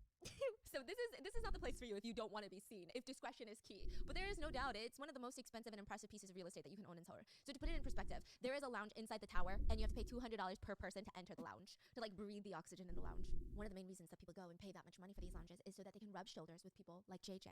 Remember in Korea, like one time we went to this little lounge area in this hotel, and then everyone in the lounge was sitting with their backs so straight, Bruh. wearing like Chanel, and my then God. the cakes in front of them. The environment was so freaking stuffy in there. Like, okay, that was really traumatizing. So my mom was meeting up with a friend, and I was like, oh my God, I'm gonna go downstairs to like the little lounge area. They got snacks, you know, so buy some snacks on me. I take my card, okay? The fucking pingsu there, which is shaped ice, Oh, yes, frozen yes. ice, is like $60. Yeah. So apparently, like people go to these fancy lounges in like hotels just to buy their like $80, $60 frozen pinsu, like shaved ice, and it Ice. tastes exactly the same. Same. But people will do like taste reveals. We did that. We did a taste It tastes reveal. exactly the same. Yeah, okay, spoiler alert. And everyone was dressed to the nines. Yeah. I was snooping on the table next to us. It was a bunch of, I don't want to call them housewives because, you know, they could have been career women, but they were just talking about the schooling for their kids and like English lessons. And I was like, oh, I feel like I'm in a K-drama right now. Remember, one of the lady dropped something on the floor, Oh, and then yes. the other 3 left. And when she went down to pick up something on the floor, when she got up, she bumped her head on the table, and then she like was holding it in so hard not to make a noise. I don't even think that she mentioned it. And because I No, remember no. thinking, if you have 3 friends that you went to go eat bingsu with, you better believe if I bonk my fucking head while you're not there, the minute you come back, I'm giving you a full rundown of how I just bonked my head. Yeah. But no, it was weird. It was weird, okay? Yeah, that's like the type of lounge this is. JJ would network at this building. Well, I don't know if JJ was networking. JJ would just kind of like exist there because, I don't know, that's what rich people do. And then other people would try to network at these buildings because, you know the whole saying, the rich keep getting richer and the rich somehow know the perfect investment opportunity before it's even considered perfect. And I know which industries are going to suddenly have a rise, and having someone in the local sphere can almost guarantee that you become rich. Like, why do you think so many congressmen become rich off of stocks? You get the idea. They know the nose. JJ's neighbors are interested in investing in whatever Paradise Group's son is trying to invest in. Now, October 23rd, 2023, Nami and JJ do a now infamous interview. So at this point, everyone knew that Nami was dating someone else, had no idea that it was a Tebar. Yeah. So this was the grand reveal. The grand reveal. Yeah. Like on TV. What's the premise? Announcing their engagement. Silver medalist, engaged. Who's her new rich groom? Who's her new rich partner? Now, up until this point, the interview went a little bit deeper on Nami's new love story, but also who JJ was, because nobody really knows much about the Paradise Group. I mean, this was explosive news. The news went deep into JJ's life as the 3rd generation Tebar who lived in New York and studied horseback riding. JJ talked about how they would do horseback riding until they were unfortunately injured, talking about how JJ was a strong competitor in the equestrian world until they got bored from not being able to horseback ride after that injury and decided to get into IT and then started a mental health facility. Oh yeah, we're gonna get into that. The 2 of them talked about their cute little first meeting story, how they worked through all the obstacles and Nami's stress about becoming the future daughter-in-law of a wealthy Tebar high-class family. They talked about how Nami would always complain to JJ about the guards that were constantly around, like they can't even get some privacy during intimate dates because look, There's Steve, the bodyguard, just like poking his head around the corner. another time when they were having dinner, the paparazzi and reporters stormed into the private dining room and demanded to ask questions to the heir of the Paradise Group, the illegitimate child heir of the Paradise Group. The bodyguards wrestled them out, but Nami was shocked. Additionally, when Nami would get into JJ's car, the driver would just say, "This is the schedule, JJ. What would you like to do? Anything else you'd like me to add in?" And Nami's like, "Can we just not have like a day without a schedule? Can we just not like be alone for a second?" It was a lot. Nami felt overwhelmed, she will admit. JJ laughed in the interview and stated, "After fighting over this, I decided to reduce the number of bodyguards and change my attire from suits to casual wear." Yeah. There was a slight cuteness to JJ too, because JJ grew up in New York. They would heavily use Konglish, which is a mixture of Korean and English. And JJ's Korean was, I don't think that they have an accent, but it's just kind of, I guess, to the native Korean speaker, it's not great. Like you can kind of tell that maybe they're not a native speaker. So it's nice to know that rich Tebars also have some weaknesses. It's comforting, it's great, it's reassuring. JJ also divulged in the business that they started in the US. It's like, who's the demographic for this? It's a mental health facility for rich kids. JJ puts it like this. If a rich kid falls off a horse and now has horse trauma, That's what they said? Oh, Yeah. my God. But tell us. I want to know what happens when they fall off. So if a rich kid has a horse and falls off the horse, now the rich kid has horse trauma. The mental health facility will design a particular special individual therapy course for that kid to help them recover from the trauma around horses and falling off of a horse. Wow. They will work through that trauma with the rich kid to help them regain confidence again. Because what is life if you're not at the Kentucky Derby? What is life if you're not an equestrian? That would make a hell. I'm a like a reality show. Yes. Yes. Yes. I want to see them overcome their trauma. And they finally get back onto the horse. And they, so good. So that's what JJ was focusing on in the US. But allegedly, back in South Korea, that JJ was fully involved in the family business. So we can assume that JJ was welcomed in with open arms if they're working at Paradise Group. The engagement photos, though, goofy goof. Why does it look like a melodramatic thriller K-drama poster where it's about two people who are married and they're like trying to kill each other? Just look at them. Just look at the pictures. Look at the pictures. And for you, honey, just imagine it. I'm trying. I'm just picturing our photos. So the night that the engagement was made public, Nami received a DM on Instagram. Not the hey girl DM. I mean, honestly, the hey girl DM would have been a million times better than the DM that she actually got. She clicks open the DM and it reads, translated. So this is not me choosing the words, but translated, he's not rich. He's not from the US. He's not a chaebol. He's from the countryside in South Korea, and he is not even a he. Wait, who sent this? A random DM to Nami. Whoa. All hell broke loose. This became one of the biggest scandals Whoa. in South Korea. Nobody could stop talking about it for months because of how bizarre this whole plot is. My parents are still talking about this. If I wrote a book about this, you guys would leave a 1-star Goodreads review and write another YouTuber without any talent. Unbelievable plot. Literally so many assholes. It doesn't even make sense, okay? It's so unbelievable, disgusting. Refund. I want it now. But this is real life. This is the story of how Korea's sweetheart fencing Olympian was scammed by a con artist pretending to be the illegitimate male heir to a conglomerate casino fortune worth billions of dollars, but they were assigned female at birth. Okay. And I cannot stress this enough.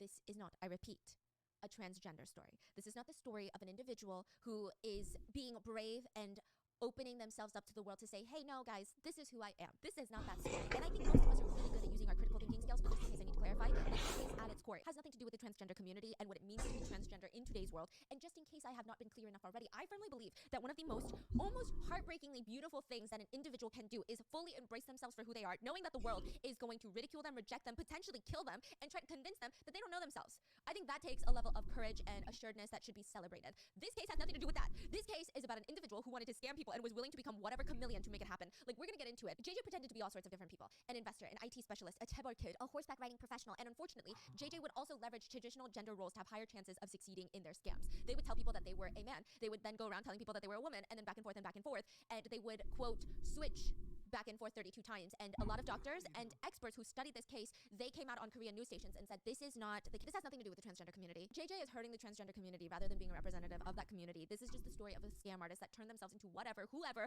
so that they could scam people out of money. There is zero evidence that JJ ever presented as any other gender when there was not a scam involved.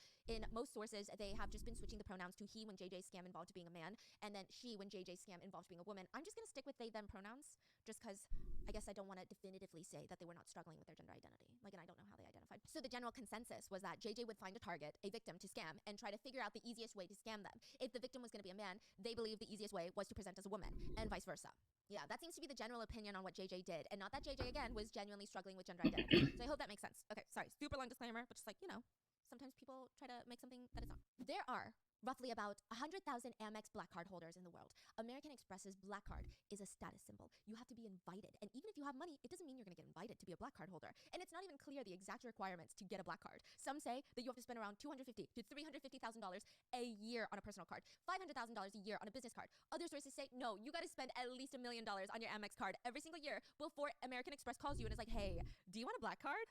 You also need to have an insane high credit score above 800. Those are the soft requirements. Even if you hit those targets, that doesn't even guarantee you're going to be invited to be a centipede holder. Even if you're invited, you have to pay a one-time initial fee of $10,000 and an annual fee of $5,000 just to have a fancy They are really fancy though. They are really fancy. When I was working in retail, I saw like 1 or 2 of them. They're really fancy.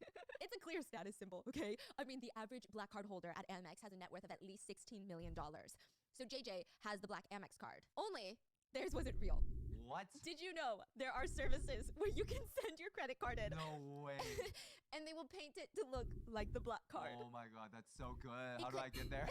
It could be a Visa card, but it's painted to look like an Amex Black Card, and then you swipe it and it still works. Yeah, but you swipe it, they're like, it's a Visa. Yeah, isn't that weird? That's so weird. Yeah, it looks identical to a Black Card. It's just wearing Amex Black Card clothes. It's a fake Centurion card. That's not even the worst part. It gets even crazier. So one of the more expensive lines that Mercedes has to offer, Mercedes-Benz, the car company, for example, Mercedes has the top of the line sedans, the S-Class. That starts at around $120,000.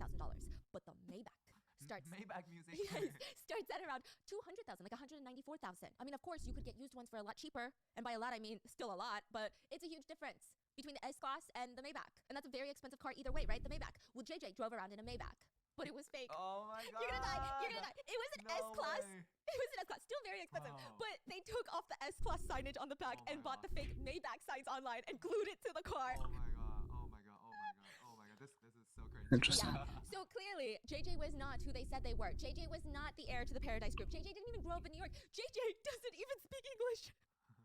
Doesn't even know English, okay? Like, they're speaking Konglish, they don't know English. The day the interview of the engagement announcement went up, someone commented on the video, up until middle school, you were doing Taekwondo. Why do you suddenly keep saying that you did horseback riding? The commentator also wrote, when she was training with me, this is what they wrote, when she was training with me, she was a woman. Right now, I don't know.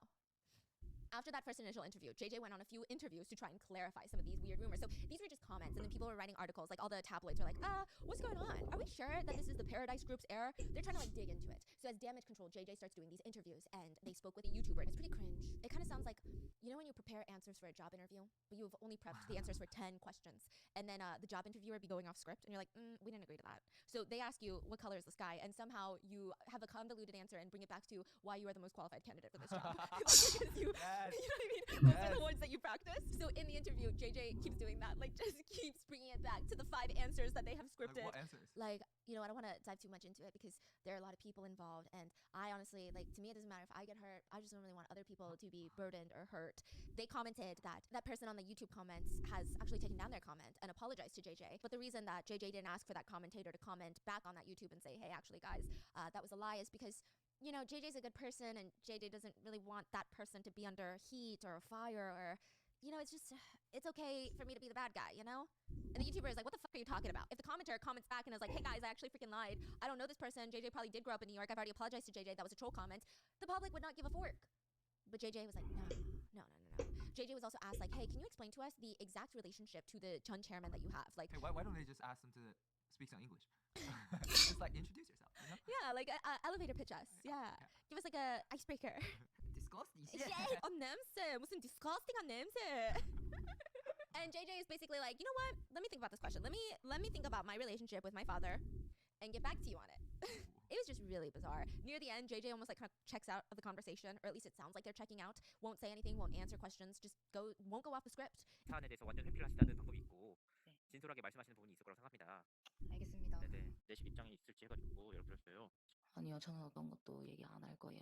It's PR, but not PR. It's really weird. The YouTuber later even said, it's like they're playing a drama character. Like, I don't even understand what they're saying. They didn't answer a single question. They just kept answering the way they want to answer a question. Then childhood photos came up of JJ. They were leaked. Not only did JJ not grow up in New York, but JJ was born and raised in a not-so-great area in Incheon, like near the airport. JJ's parents owned karaoke bars, did not do well for themselves, which is fine. Nothing is wrong with that. But along with JJ's childhood photos, stories were coming out about how JJ was kind of an odd one. During high school, JJ would take pictures with cars that were not their cars and then post about it as if it was their car, which is just odd. One of the owners of the cars literally asked JJ, what the fuck are you doing on my car right now? And JJ would just pretend not to understand, like, oh, sorry, I only speak English. Like, I don't know, okay? Disgusting shit. All of JJ's old friends stated JJ does not speak any English at all, but then JJ would get these mysterious phone calls and then pick up, I'm gonna die of secondhand embarrassment, would just go to the corner and be like, yes, okay, next time, yes, okay, yes, disgusting shit, yes, perfect, okay, goodbye, for 10 minutes straight. Like, it wasn't even quick phone calls where it's like, hey, okay, yeah, thanks. It's like, yes, yes, got it. I used to fantasize that when I was younger. I'm like, one day I'm gonna move to America. I'm gonna move to America. Oh my God. I'm gonna be like, yes. That's so cute. Now, at one point, JJ pretended to die in high school. Yeah, sent out invitations of their funeral to everyone. And then when it was obviously revealed that JJ was not dead, JJ was like, sorry guys, I had amnesia. So October 24th, the police show up at the Signal residences, and it said that Nami looked at JJ genuinely stressed out, and she was pleading with them, like, you can tell me the truth, I really like you, I want to be with you, even if you're not the son of the Paradise Group, just tell me, please, it's fine, just tell me. And JJ told her that the media is lying. Nami still believed JJ. I mean, how could she not? Sometimes Nami would get text messages from the chairman of Paradise Group while JJ was asleep. How would JJ be able to do that? So she posted on her Instagram, I will take strong measures with no mercy for any false information spread with evil intent. JJ later posts, I will deal with the false rumors till the very end. For me, Nami and her daughter are the most important precious things in the world. I have to protect those precious to me, and to protect those most precious things, I will do everything within my power. I feel like that was a bit of a run-on. I feel like that could have been more concise. You know? But tell me why dispatch is everywhere. Like, why do they have their fingers in everybody's pies? Dispatch drops an article soon after, and everything blows up even more.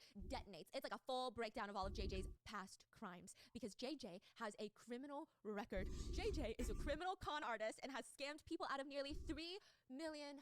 Wow. Changing occupations, changing genders, so to quote, right, to scam people.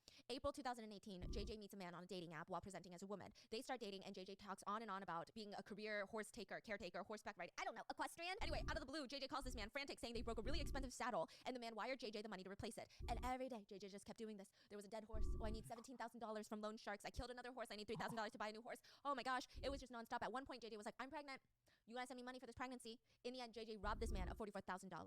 Another one of JJ's favorite scams was to reach out to people that they were dating, seeing, talking to, again, presenting as a man or a woman. Just to reiterate, there was no point in time where JJ said, from this point forward, I would like to be addressed as like he, him, you know? 32 times back and forth. That's why a lot of experts are saying, yeah, no, like this is not, that's not what we're talking about right now. Just like, we'll do anything to scam people. Presenting as whoever, whatever occupation, anything. And they'd be like, hey, I'm in the US right now and my banks are frozen. I need to get back to South Korea. Can you wire me the flight money? I'll pay you back when I get back to South Korea. People would wire them the money and they would never get it back, while JJ was sitting in Korea and just ghosting them. Never went to the US. Yeah. April 2019, JJ approached a woman presenting as a man, stating that, quote, his wife was a successful water company owner. I don't know what that means. I don't know if she was like running sewage. She's not real, so we don't have to speculate, okay? I don't know if that's like a bottled water company. I don't know. But JJ tells this person, hey, just invest $2,314 with my wife, and after 6 months, you will receive $3.8 million in returns. Charlie Munger is rolling over in his grave right now at those returns. August 2019, JJ started a job recruiting scam and pretended to be two different people, a recruiting employee and a recruiting manager. JJ was scamming these victims who were just looking for jobs out of a $700 application background check, random unnecessary fees. One time, one of the victims even posted online about how this job recruiter was a scam artist, and JJ threatened to sue them unless they paid them $4,000. This person was so terrified of a lawsuit that they paid JJ $4,000. September 2019, JJ targets a man named Mr. V. JJ is presenting as a woman, and JJ tries to get him to marry them, and I guess he agrees. And if I'm not mistaken, JJ pretended to be pregnant as well. This is what they would do with a lot of their male victims. Like, would pretend to get pregnant and then ask, like, you gotta 책임져, which means take responsibility and marry me. Now, in Korea, traditionally, the husband is often known for buying the marital home. So JJ would ask them for the deposit to put down on their marital home and then just ghost them. Yeah. Side note, JJ would bring their boyfriends home to introduce to their mom. Paid actress. Paid actress with the script and everything. I heard this story a couple times Yeah, already. they call JJ the Anna Delvey of South Korea. It's always that, huh? Always the paid Yeah. actress. I mean, that seems like a bustling industry we should get in. I should be the paid actress, mom. You'll be pretty good. Thank you so much. 우리 아들. 너무 피곤하지? Disgusting shit. And then the craziest bombshell that was revealed by Dispatch. JJ was married once before. In 2017, JJ married another person, another woman. And this woman was under the impression that JJ was assigned male at birth. Yeah, was under the impression that JJ was a man. And JJ would bandage their chest in the restroom every single day. And later, everyone would wonder how the ex-wife did not know. But she stated that she genuinely didn't know. And it's suspected by online netizens that JJ used a very realistic attachment that you would not be able to tell in dim lighting if it was real flesh or not. If that makes sense. The ex-wife would also state that they never had too many intimate times, and they would always do it with the lights off.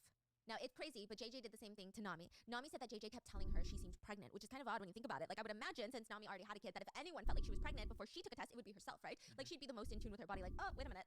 So Nami is like, I don't think I'm pregnant. But JJ kept pressuring her to take a pregnancy test. And when she did, they were positive. She takes another one in the house, pregnant, positive, positive, positive. 10 positive pregnancy tests later, Nami's confused because, first of all, she does not feel pregnant at all. And she's even thinking, maybe I'm having a boy then, because I don't feel pregnant. And second of all, she knew at this point that JJ was assigned female at birth. So she's like, how am I pregnant? I don't get it. But JJ had told her that they had a testicle transfer, basically stating that JJ was the heir to a huge fortune, so obviously they get elite medical care that the general population the gen pop does not have access to. JJ was able to pay for state-of-the-art medical innovations like a testy transfer. So JJ said JJ's twin brother, suddenly there's a twin brother involved.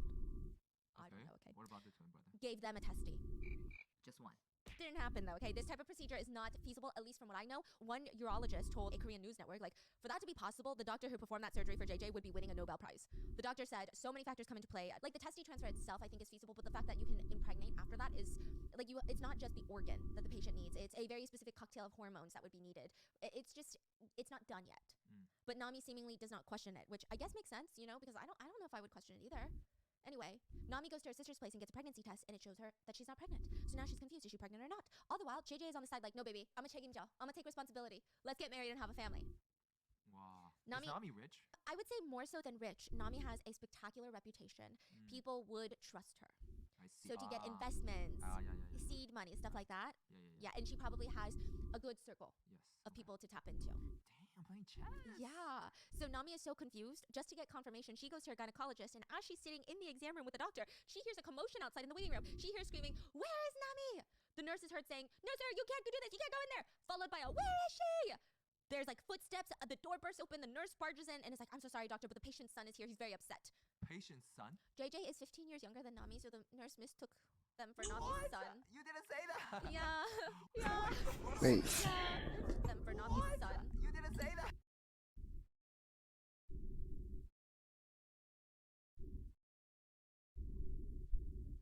Whoa. Yeah. Yeah. What in the world? Yeah. 15 years younger. Which is fine. I mean, they're both adults, but K-netizens thought it was just kind of a goofy lining to the whole thing. Like, how sad would that be? Yeah, I would, I would never go back to that doctor's office. I could never do it. When that dispatch article was released, Nami's family drove to the residence, and she straight up asked JJ, "Are you really the granddaughter of that family then?" Because now JJ's saying, "Okay, fine, I'm assigned female at birth, and I'm not the son, I'm the daughter." Yeah.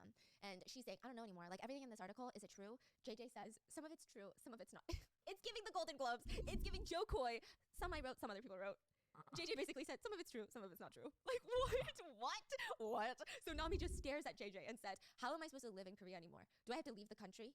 So, side note, Nami is correct on feeling scared about her future. A lot of K-netizens do not see her purely as a victim. Others feel suspicious of her, so allegedly some of the victims sent their money to Nami's bank account. But again, Nami could have been oblivious to it, or she could have been told that it was for a very specific, reasonable purpose that is not a scam. Wait, who sent money to Nami? Some of the victims of JJ sent money to Nami's bank account. Meanwhile? What? Oh my crap! Help! Where? Are you serious? Right here?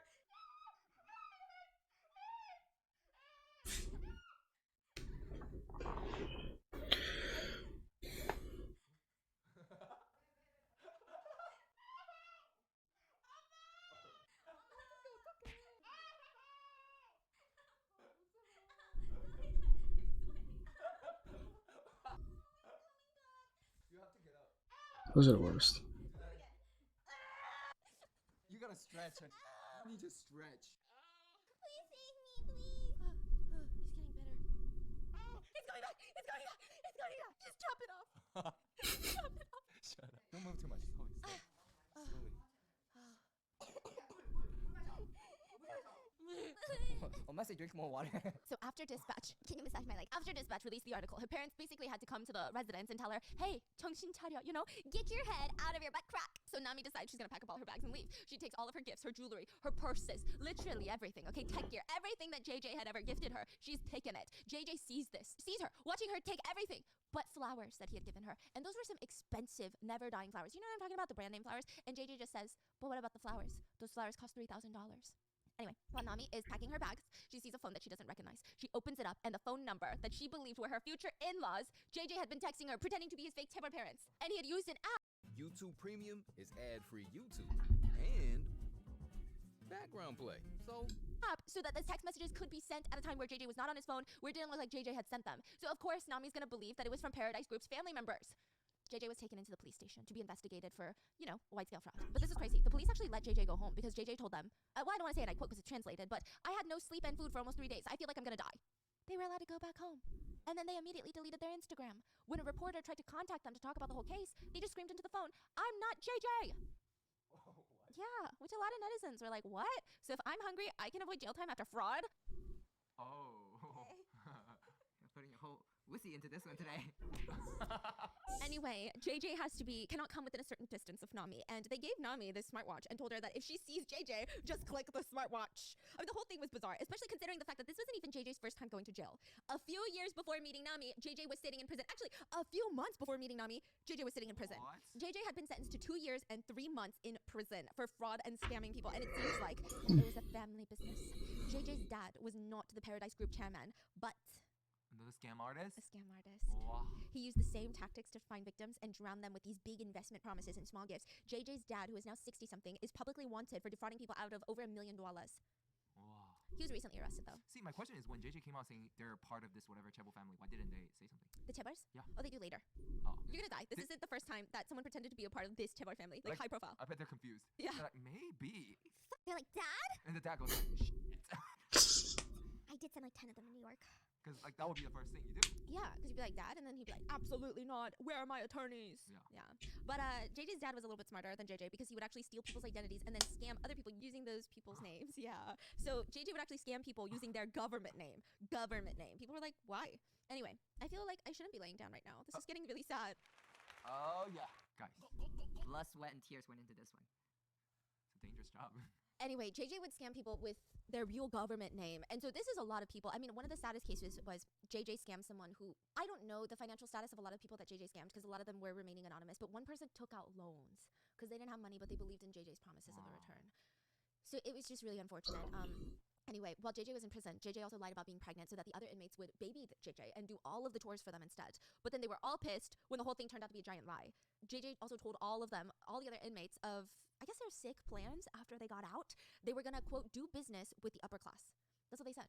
I'm gonna get out of here and do business with the upper class. And in order to mingle with the upper class, you have to learn advanced sports. Skiing, fencing, archery, rich people sports, horseback riding. So we can assume that's why JJ wanted to learn fencing immediately after getting out of prison. Oh, side note, JJ was also married while they were in prison. Married a man this time, because apparently in Korea, if you get married, the courts might be easier on you and let you get released early. Is that not crazy? So JJ was also violent in prison. JJ allegedly beat up an inmate to the point of blood being splattered. I don't know, this is alleged, but people describe JJ as completely losing it and just plummeting another inmate. Guards also said that JJ would just randomly switch their temper and would even try to attack the guards at any given point. So clearly a lot is coming out about JJ and everyone is like re-examining everything in JJ's relationship with Nami. And remember the engagement photos of the two? So JJ is constantly pulling at their ear in the photos. It's kind of weird. It's like a weird pose. It's not one that you would normally do, especially in engagement photos. Maybe in one picture it's cute, but it's kind of an odd pose to take. Many netizens now think it's because JJ was trying to look even more similar to the real Paradise Group Chun family. There's not that many pictures of the real heir to the Paradise Group, but there is a famous baby photo where the family took a photo with the chairman, his wife, and their 3 heir kids. And if you look closely, the youngest son does kind of look like JJ, but the son of the heir family, no offense to the billionaire, but like kind of has big ears. But you know what? Big ears in Korea means prosperity. It means success and money. So it seemed like, I don't know. Big look, bring me good fortune. So JJ's pulling at their ears in the photo, potentially theorized by netizens, to try and look like the older version of that boy in the photo. So then JJ, remember how they rented the Signal Tower residence, right? They did it so that they could network. Like they ended up networking with YouTubers that focused on finance. Yeah, crazy. But they also would go around to these fellow investors in the tower and they would say, hi, I'm JJ, like part of the Chun family of Paradise Group, and I'm a major stockholder at NVIDIA. At one point, at one of these meetings, JJ allegedly took out their phone, opened up their bank app, like while people are looking at their phone, opened up the bank app. So like imagine you click the Wells Fargo Bank of America bank app in front of the person that you're showing your phone to, click in, and it like authenticates your face. You get in, and the balance is showing $30 billion. I don't know how they fixed that. What? So they flex their fake bank account. Yes, Wow. which is gnarly. I don't think anyone has that. I mean, what do I know, right? I just can't imagine someone having that in their bank account, $30 billion, like just I don't cash. Even if you say you do, that is a little death wish to show someone your bank balance. I mean, I would argue not only is it incredibly dumb, it's stupid to the point of being unbelievable. But a lot of these people just could not get over the excitement of knowing someone that was so well connected, so powerful, so wealthy, and so knowledgeable. So a lot of them would actually invest. And there was actually this ironic part. That's funny because yeah. they're like, here's my $30 billion net worth, but like, give me $200. Yeah, for investments, because it's worth my time, for sure. Yeah, give it to me, give it to me. And then there's this one part where JJ in a lecture literally says, and this part is ironic now, I look like a scam artist, don't I? And everyone just starts laughing because they thought it was a joke. Yeah. Wow, they're bold. Yeah. Another thing that happened was, it's very clear I that thought it JJ was is over. not from New York. Yes, but like people were wondering, why New York? Why not Beverly Hills? Why not Los Angeles, Connecticut? I don't know, the Hamptons. Why New York? It's kind of random. Well, JJ's middle school friend came out to say that JJ during school days was obsessed with a local street food restaurant called New York, and this blew up.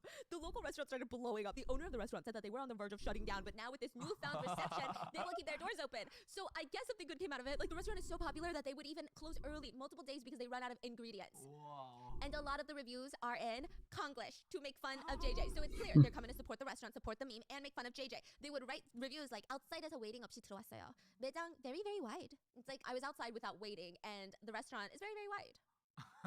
Like the way that people, yeah. And once JJ was released from police custody, JJ got on a domestic flight, flew to like the countryside, and October 31st, JJ does an interview, and it feels like JJ is trying to just throw Nami under the rug, under the bus. JJ is just like, you know, I didn't make any money from this. I paid for Nami's mortgage. I bought her a car. I gave Nami's daughter money. I gave Nami's mom money. I bought Nami luxury items and paid off her credit card debt. I did not save or collect money. I will tell the police everything they want to know. I don't have any intention of hiding anything. Whatever punishment I receive, I will face it. Wait, they actually bought her that much stuff? Yeah, but With I don't what think money? so. Scam So money? yes, okay. So it seems like JJ was playing the long game and using all of their old scam money or current, like while they're scamming, to use it on Nami so that they can marry Nami. And once they're married and getting some of this PR, I'm assuming this publicity, they can go out and easily scam the upper echelons of society. But like, what's your plan after that? Yeah. I don't know. But after all of this went down, JJ did talk about wanting to be a man and transitioning. But a lot of experts again stated it felt like they were trying to sidetrack the conversation to try to prove a point. Yeah, I don't know. But what's wild is that this isn't even the first time a high-profile scam involving the Paradise Group took place. Because the Chebor family, a Paradise Group, are so secretive, con artists love using them as part of their scam. In 2003, an actor, Kim Sang-jung, broke off his engagement after his fiancée lied about being the Chun daughter. Then in 2017, a famous performance artist named Nancy Lang married and then divorced a man who also pretended to be the Chun son. To be fair, that was actually part of the Chun family, that man. He was Chun's 44th cousin, which you know what else they call the 44th cousin? 44th? Yeah. What? A stranger. Like, they do not know each other. They have no connections in the business. They're strangers. If the 44th cousin applied and put that on their application, doesn't matter. It's not going to get them nowhere, okay? Paradise Group made a public statement about this whole scam with JJ and stated, baseless claims about the Paradise Company have been spreading online in relation to JJ, which is severely detrimental to our reputation and image. So ultimately... Wait, so what's going on? JJ's in jail? Yeah, outside? so JJ and their father are in custody right now. Yeah, and there are some K netizens questioning how Nami did not know, if Nami knew, if Nami was willing to turn a blind eye for the scams. Yeah, it's a lot. I don't know. What are your thoughts on this case? Alright, I'm just gonna end that there. I'm gonna switch over to Honkai for a little while. Go right here for a second. Close this. Close this. There we go.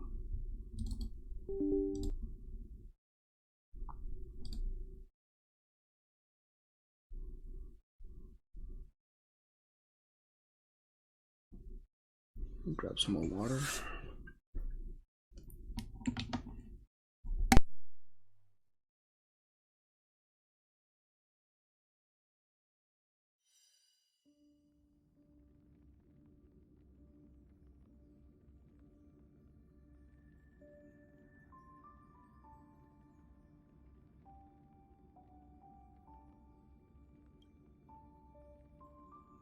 I'm gonna change my category real quick. I forget.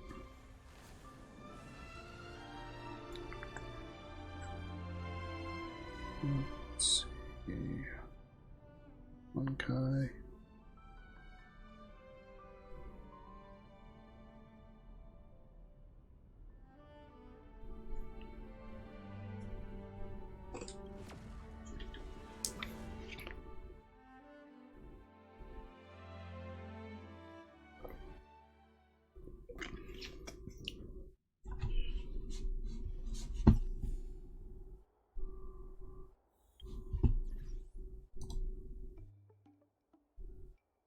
All right.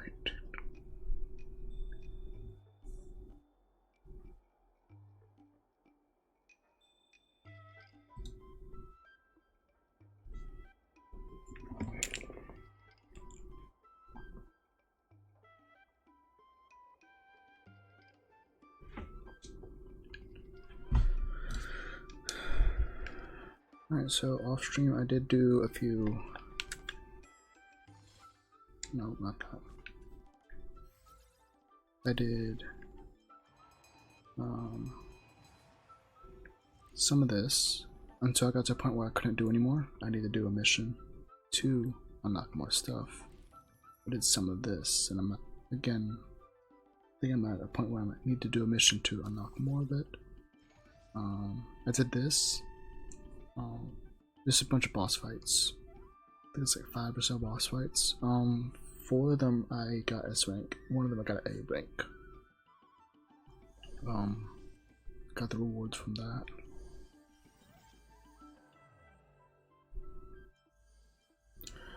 And but for now, no. Hey, how this wheel? It goes to the wrong spots. Alright. Let's go back to this. Continue this prologue. Hopefully finish it tonight. Well, yeah, I'm gonna keep going until I finish it. It's getting late. Where to now? Ready for action? It's time to kick the IPC out of the underworld. Let's get moving.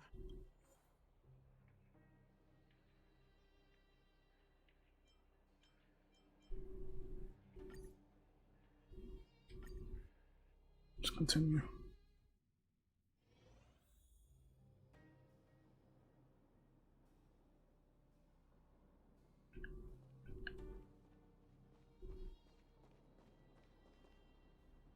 All the miners here, huddled together. Anyone else getting deja vu? Well, the situation here is pretty similar to when you first arrived. It's just that instead of a few thugs and broken robots, now we're dealing with much more formidable adversaries. Hey, check it out! Isn't that Topaz's little trotter over there? Oh, what was it again? Numby, right? What? Isn't that thing a fragmentum monster? She's keeping one as a pet? The IPC are all about their sci-fi sorcery, so it's not that surprising. Wanna go take a look?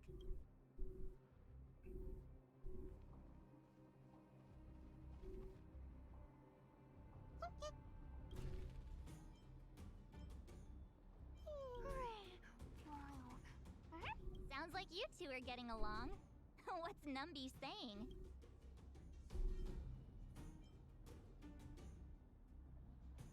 I should have known. Don't quit your day job. Look, you guys. Looks like it wants to leave. Looks like they want to find their master. Let's follow them.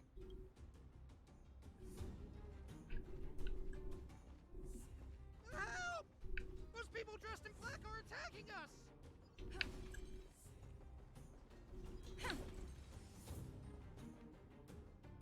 Hey, I'm talking to you. Where do you guys store the Geomarrow? I really don't know anything! This place is filled with nothing but incompetence. Those cowards! I guess they want to do this the hard way. Alright, let's fight.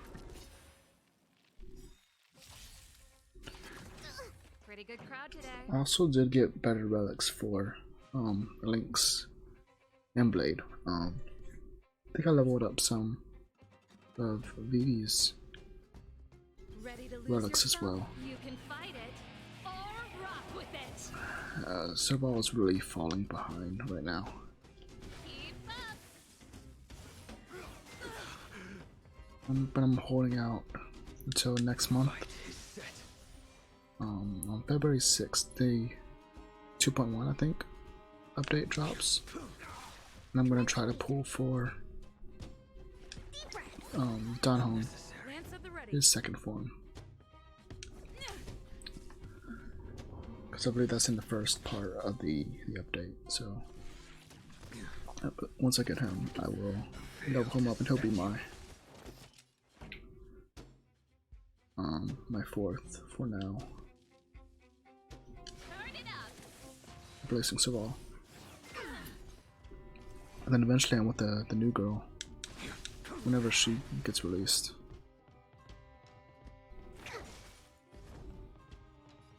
I forgot her name already. So it's for A. Aton? A something. I want her.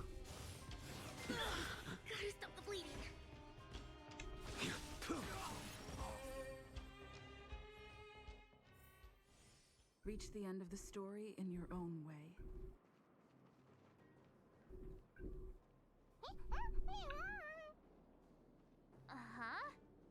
Looks like Numby's in a good mood. But aren't they on the IPC side? Strange.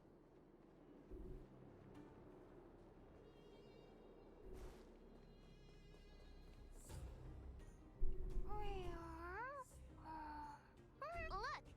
That big guy down there. Is he the one in charge? We'll see who's really in charge. Let's go! Huh? Where'd Numby go? Wow. For something so short and stubby, they're surprisingly nimble. Well, I guess that's that. We're on our own now. Let's keep going. Will of preservation.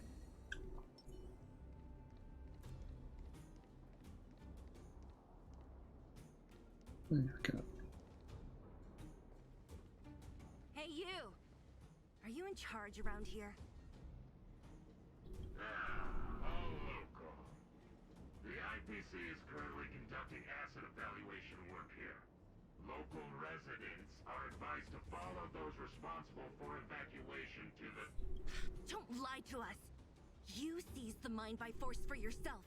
You drove the locals out of their homes. I'm warning you. Get lost or suffer the consequences. Don't you dare show your face around here again! And who might you be? You have quite the attitude. This is our jurisdiction now. We are all powerful here.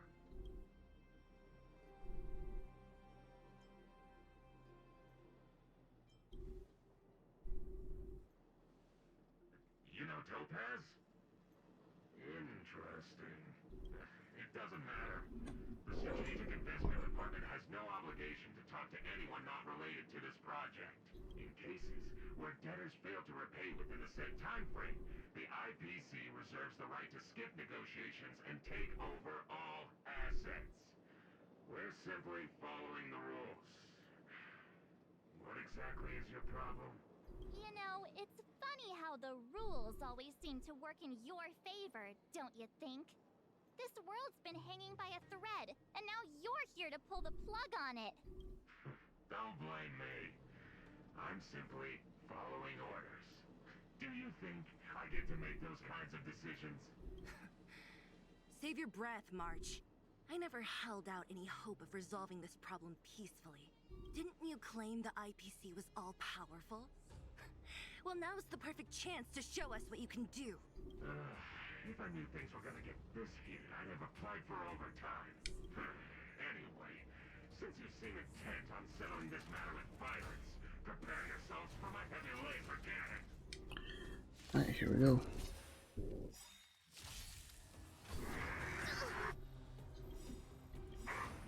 Ready to lose yourself? You can fight it or rock with it.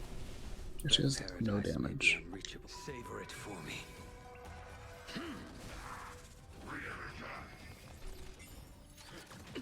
Here to crash the party?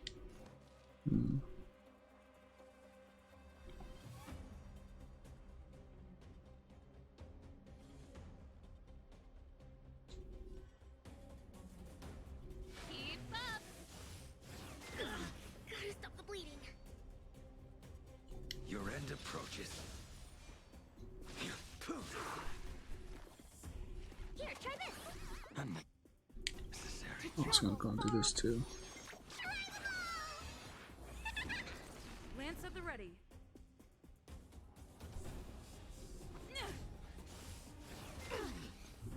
Failed to send you.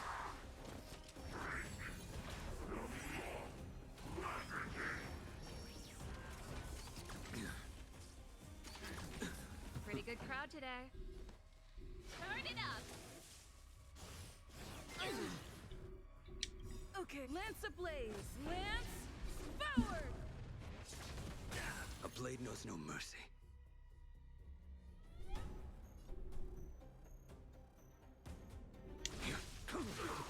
Commencing research. Deep breath. Unnecessary. Probably didn't need to do that, honestly.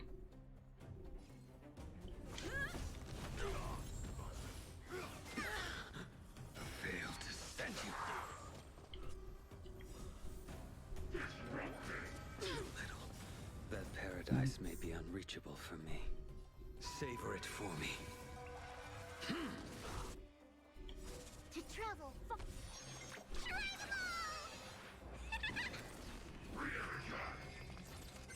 This song's for you.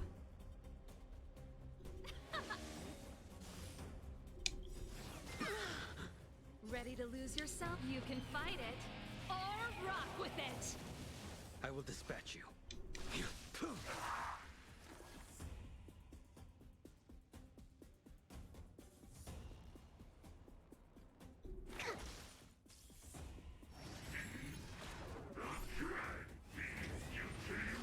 I think something bit me. Too little. Failed to send you.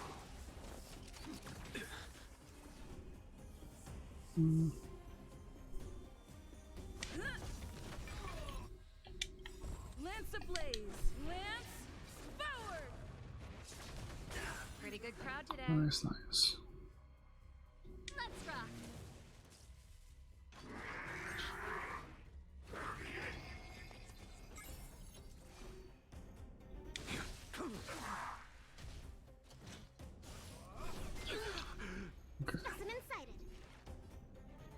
Honestly, she's going down.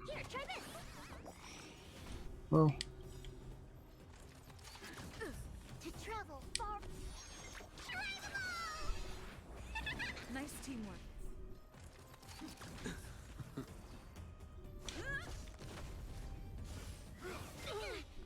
This song's for you. can she take him out? Nice.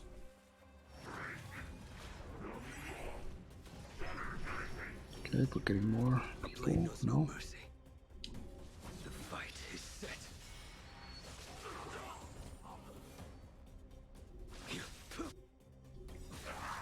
That paradise, savor it for me.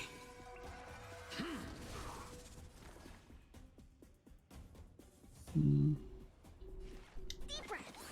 Unnecessary. Okay. That's good Time damage. for the main event. Let's rock.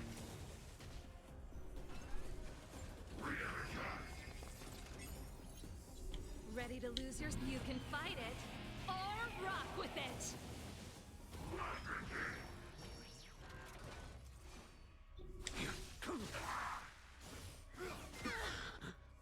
Fail to send you. Hmm. Moving on you. Also, probably more useful on you right now. Ready to jam. Keep up.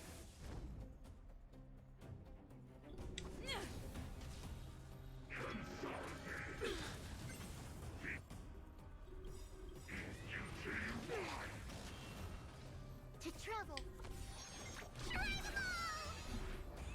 Nice team. Lance ablaze. Lance forward.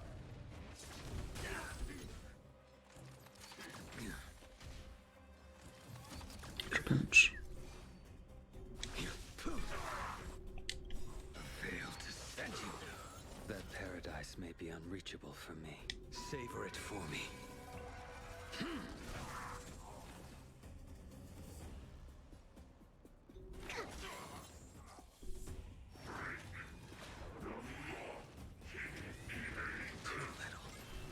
Okay. Pretty good crowd today. Turn it up.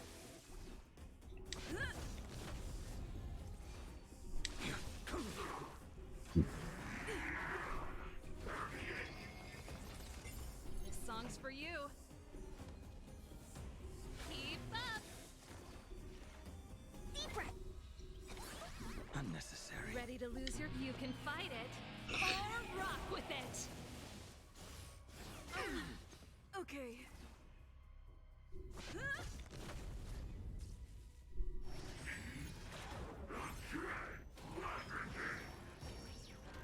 I will dispatch you. Your end approaches. This might not. Oh, okay, never mind. I was gonna say it might not be a good idea, but since that went off, I recovered some. Should be fine. Turn it up. Commencing research. Here, try this. Unnecessary. Gotta stop the bleeding. It's close to going down. I'm gonna do this one. Actually, that may do it. No. This will do it though. Or not. A blade knows no mercy. Travel far. Nice teamwork.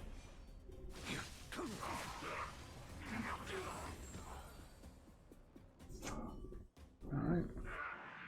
Who are you people? Not even our tech could take you down. We took down the Doomsday Beast, the Stellaron, and Fantilia.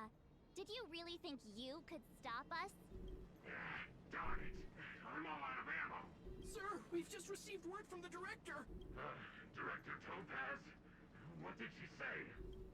Teams are not to disrupt the lives of local inhabitants during the asset evaluation period.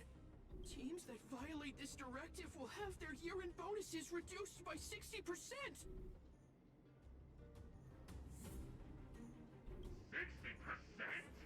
We're done for. Attention all personnel. Evacuate the mine immediately. Erase all traces of your presence. all good here, or what? Yeah. Judging by the looks on their faces, I don't think they'll be back. So, who is this Topaz anyway? She seems to have no problem ordering these idiots around. Or taming fragmentum creatures, for that matter. It's a long story. Why did this mess have to happen so close to the festivities? The timing couldn't have been any worse. Oh, looks like we've got a message.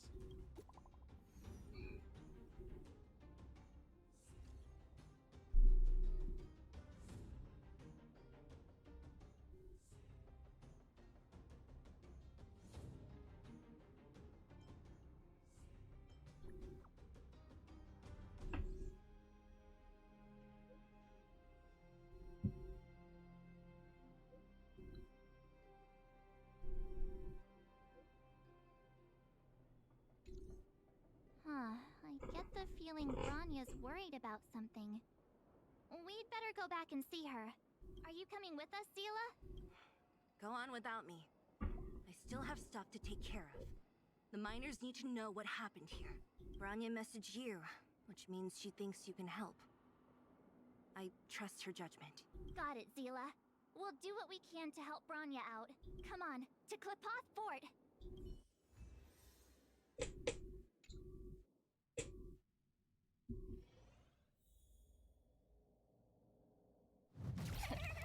These guys don't look pleased to see us. By order of the Supreme Guardian, proceed no further, Miss Topaz.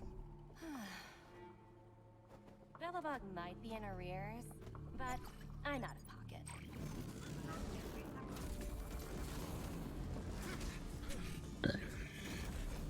That sucks. See you later, Captain.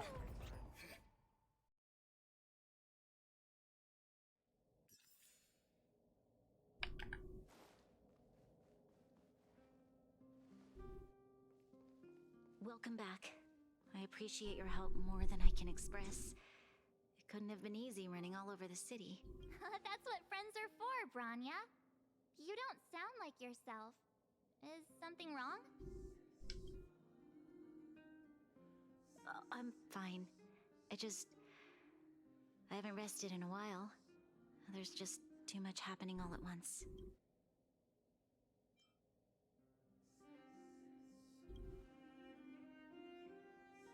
Perhaps, but the IPC won't wait for me to catch up. They're moving quickly. Bellabog is crawling with their agents. All they talk about is asset evaluation. Silver lining is that apart from the mine incident you mentioned, there haven't been any major conflicts in other areas.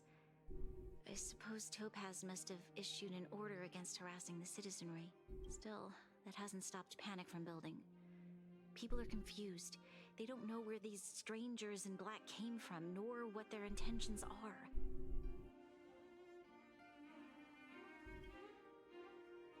Did you manage to get in touch with Topaz again? We're curious to know what solution she has in mind. That's the reason I asked for you to come here. I need your advice. Look.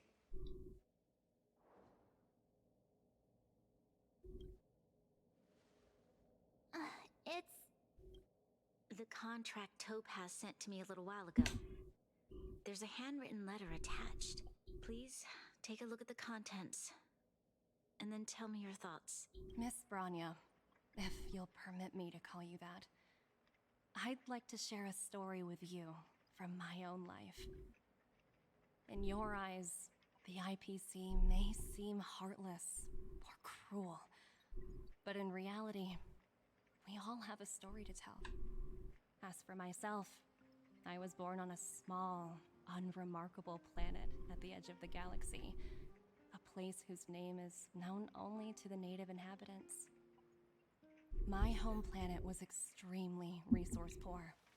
To survive, people worked laboriously, manufacturing products for other civilizations in the galaxy, mostly in chemical or heavy industries.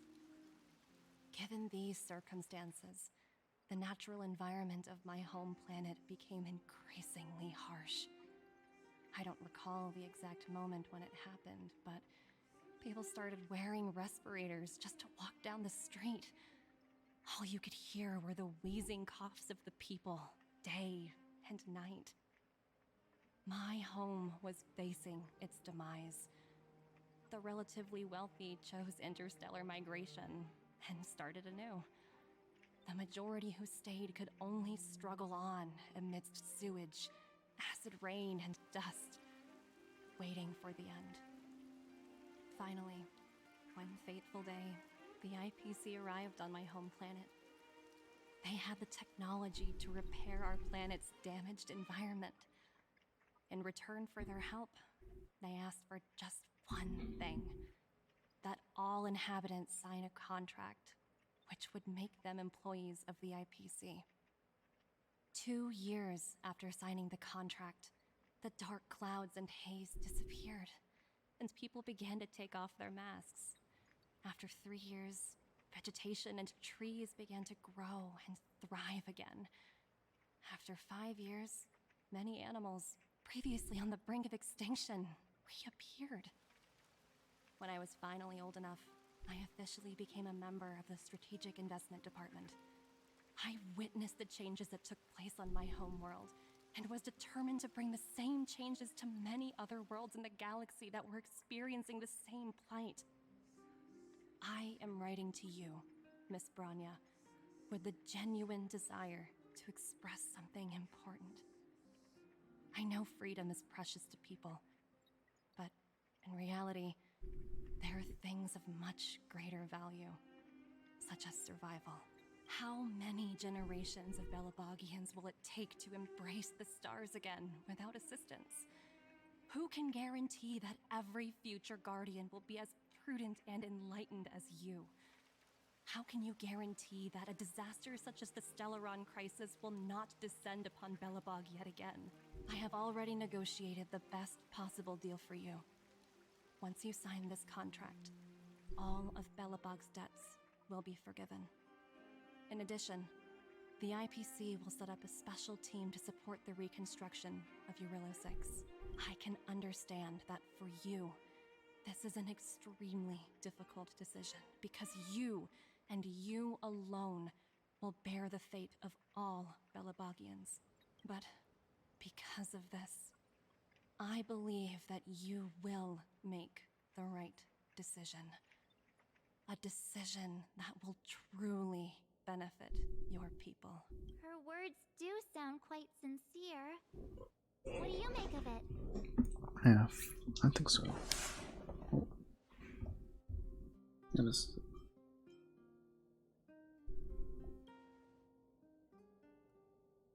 I'm inclined to agree. It's hard to imagine she wrote that letter just to deceive me. In any case, she wasn't wrong when she said this would be an extremely difficult decision.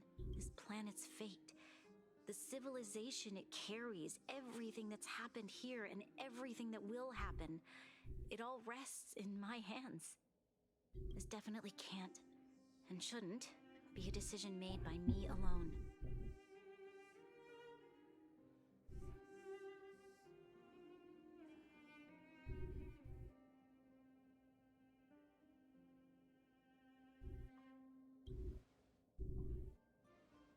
That thought has crossed my mind, and it comforts me to hear you say that. Right. I don't think it's fair for you to carry the weight alone. Why not discuss it with others first? Topaz hasn't given me much time to consider. She wants me to decide as soon as possible. I wanted to put it to a vote, and let all the citizens of both the Overworld and the Underworld have their say. But with such little time, I'm afraid that's a lost cause. I'll convene the Klapothfort architects immediately to discuss the contract. As for the locals, I'd like you to gauge their stance on the matter.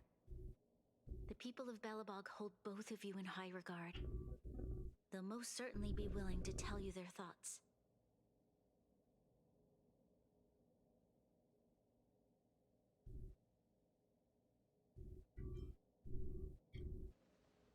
I think we should leave this matter to the Belabogians. Don't you agree?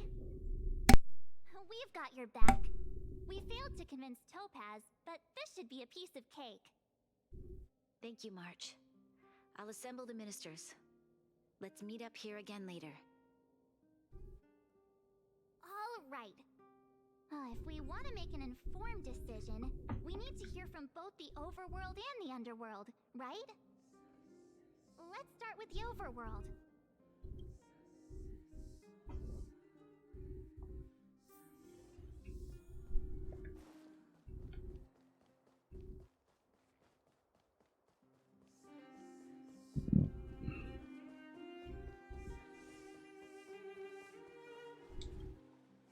We meet again.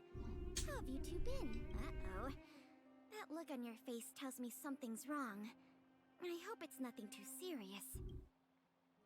Sounds serious. I'm all ears.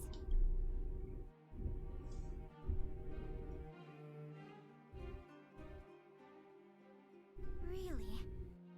You better not be making things up. I wish it were made up. Unfortunately, that's all true. We don't have much time, Pela.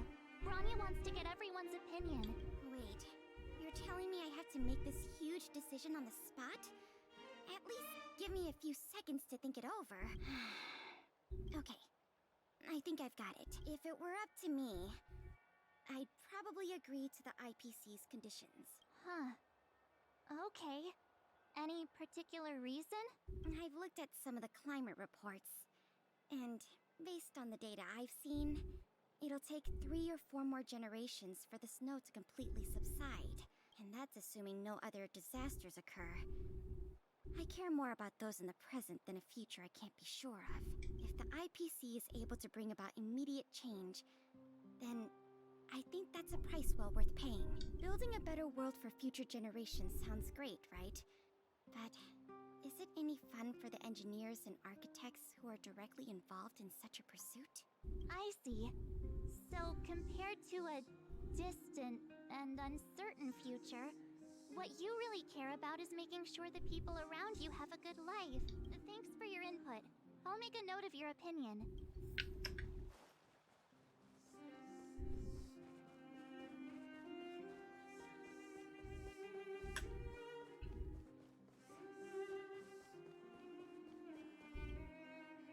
Well, look who we have here! You and March paying us a visit. What's the occasion? Uh-oh, sounds like something serious is happening. You'd better fill me in.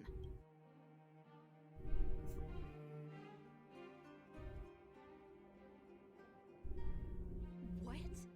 How is that possible? I need a moment to wrap my head around this. Serval, we're racing against the clock. No time for head wrapping. It's okay. I've thought it through. If it were up to me, I'd sign the contract. What? Hold on, are you serious? I thought you'd be against it for sure. Surprised? My reasons are pretty simple. Signing this contract would mean we no longer have to worry about surviving. For most of the residents here, especially those in the underworld, that would be more than enough to persuade them. As for working for the company, people need to work no matter where they are, right? If the IPC tries to take too many liberties, we can always rise up against them. You know, I've always longed for the stars since I was a child, which is why I devoted myself to science and the studying of the Stellaron. If someone told me that I could do whatever research I wanted with only a small price to pay, I probably wouldn't hesitate. I see. I suppose that makes sense. Thanks for your input. I'll make a note of your opinion. Okay.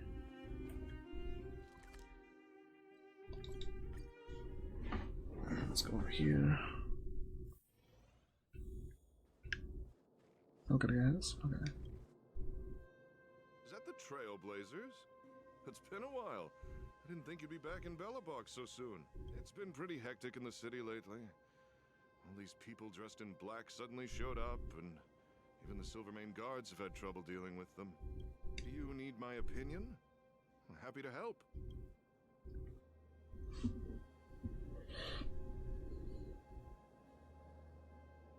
So that's who they are.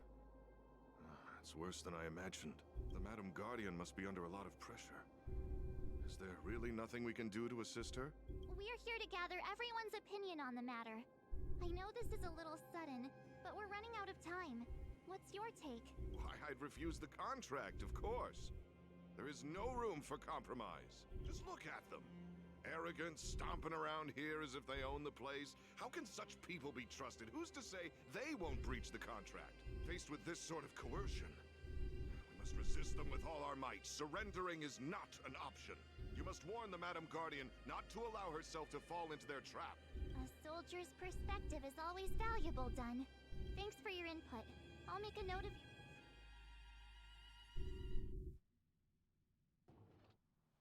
Did we miss anyone in the overworld? I think we asked just about everyone we needed to.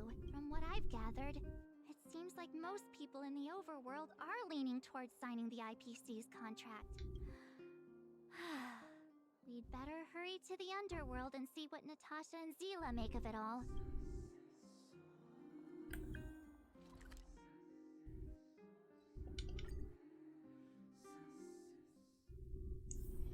It's getting late. Where to now?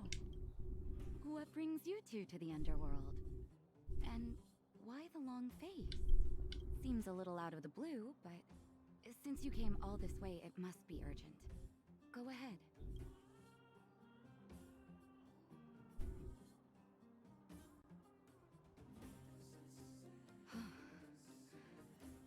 That is a lot of information to take in. Sorry, both of you. I know you're in a hurry, but I need a moment to think. No stress, Nat. Just tell us what you really think. I've thought about it, and... well, if I were Bronya, I wouldn't sign it. I won't deny the offer on the table is a very tempting one. And if we refuse, Belobog will not only have the burden of a huge debt, we may also incite the wrath of a very powerful force. But even so, a quote I read back in school came to me just now. Those who are willing to give up freedom for security will end up with neither. Living in the underworld has taught me that this phrase is true. I'd rather trek through the frigid snow plains than live in a beautiful cage. Wow. That's a pretty convincing argument. Another vote for the against pile. Thanks for your insight, Nat. So 2, 4, and 2 against. Sile. Thanks. Oh, not Sile. None other than the saviors of Belobog. So I think it's gonna be even. I owe the pleasure? To be honest, Then we're gonna have to make the I'm choice. surprised you even remembered an old geezer like me. But I can tell by the look on your faces you're probably not dropping by to say hi. Let me guess. Something to do with these unruly people in black showing up everywhere? Well, ask away. It just so happens I'm curious about them myself. Maybe I can be of some help.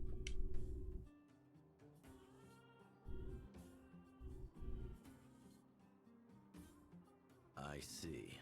That's a tricky situation, all right. A lot for anyone to handle, let alone someone as young as Lady Bronya. Mr. Oleg, out of all the people we know in Belobog, you have the most life experience. What do you think we should do? Want to hear the truth? I'm afraid great ambitions and lofty plans no longer hold much appeal for an old-timer like me. If this IPC does indeed possess the magical power to restore Belobog back to its former self overnight, then I think the answer is clear. Have you considered the opposite? What about if we refuse? The reconstruction plan already sounds like an endless endeavor. And with the added burden of a massive debt, is that something we can manage on our own?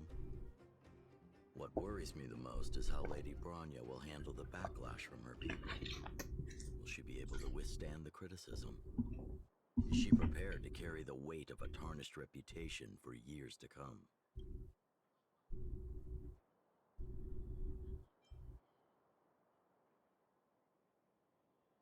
Well, it's not gonna be a widow, probably. I don't know what this is. I think so too, but could you imagine having to hear names? Like the traitorous ruler for the rest of your life? Thank you for your thoughts, Mr. Oleg. Another vote for the 4 pile. Oh, so it's gonna be against. I'm sure.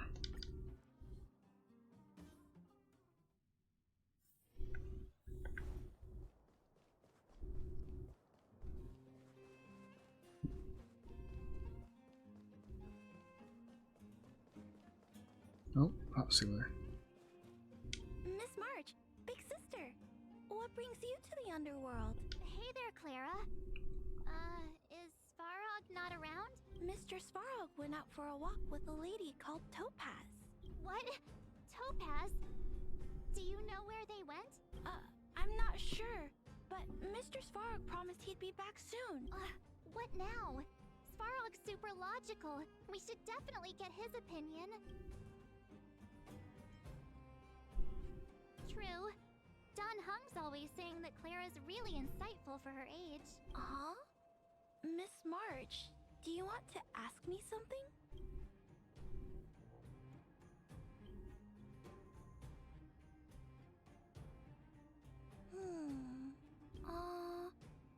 That's complicated. I don't know what to say. It's all right, Clara. No pressure. Just tell us how you feel about it.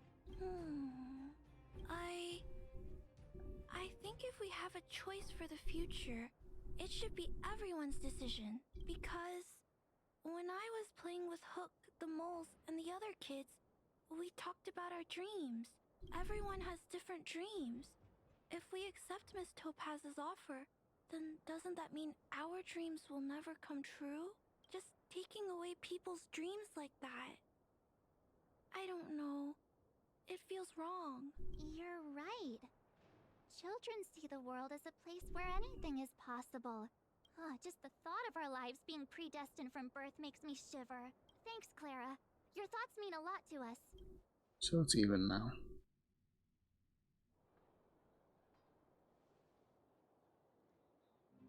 Yeah. All that running around has worn me out. So, the final conclusion is... the votes are completely even. I don't know what to do. Both sides have really compelling arguments.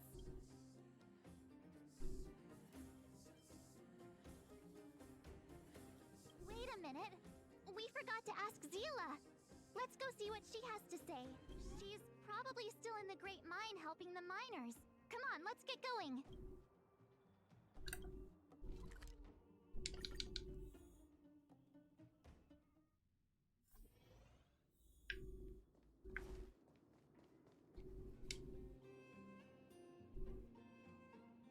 Back so soon? Any news? Are you feeling all right? You look a little uneasy. Important matter, huh? I can tell from your tone that this isn't gonna be a lighthearted chat. But I'm ready to hear it.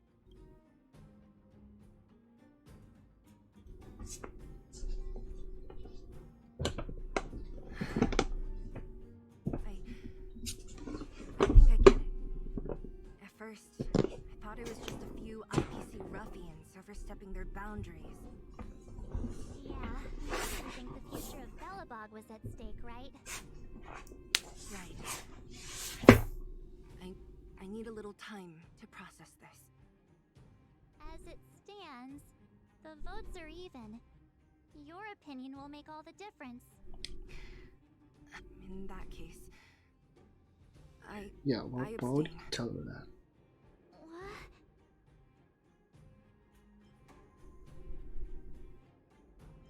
Well, it was like a lot of extra pressure.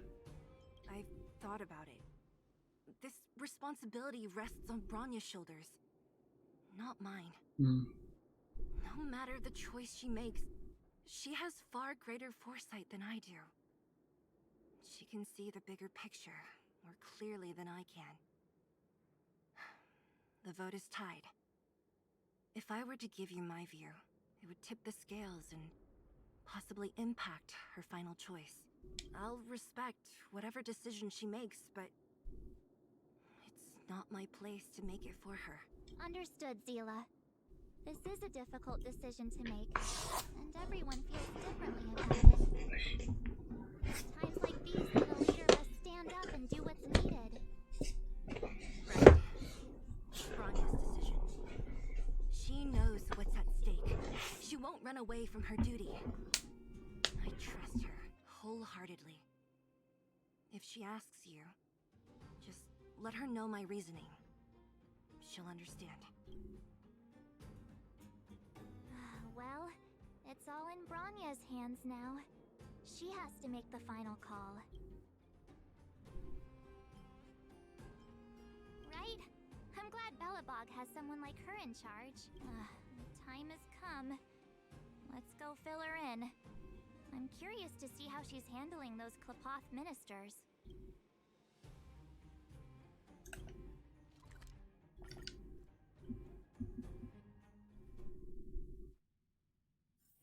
It's getting late.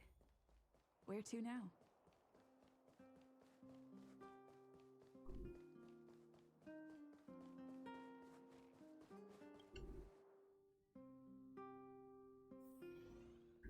Whoa, the fort's packed. I've never seen this many people here before. Oh, jeez, I can barely even hear myself think.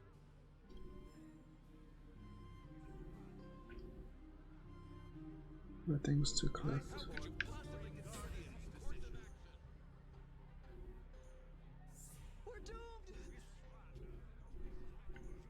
March, you're back. So, what's the verdict? What do the people think? We talked to people in both the overworld and the underworld. The final result was a tie. I see. I suppose everyone has their own way of seeing things. I can't say I'm surprised. What was Zila's perspective on the matter?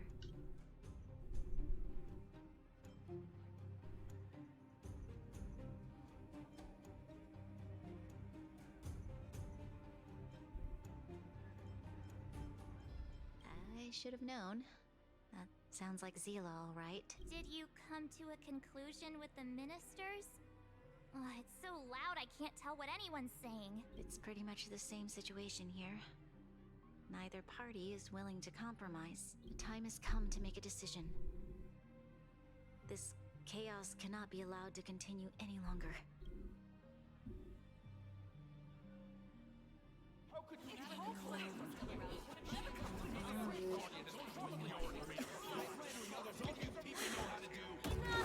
All of you! I know what to do.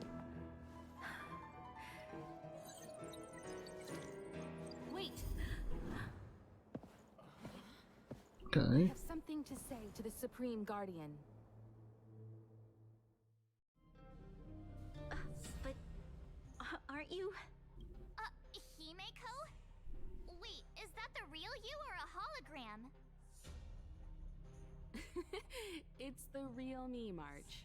Real as they come. Miss Himeko, from the Astral Express? It's an honor. Thank you for all your help in our previous campaign. Things might have turned out differently without your support. If we had known of your arrival beforehand, the architects would have given you a proper welcome. I'm afraid the current circumstances are quite exceptional. I understand, Miss Bronya. No need to explain. Your city is facing immense difficulties. My intention is simply to ensure that you have all the relevant intel.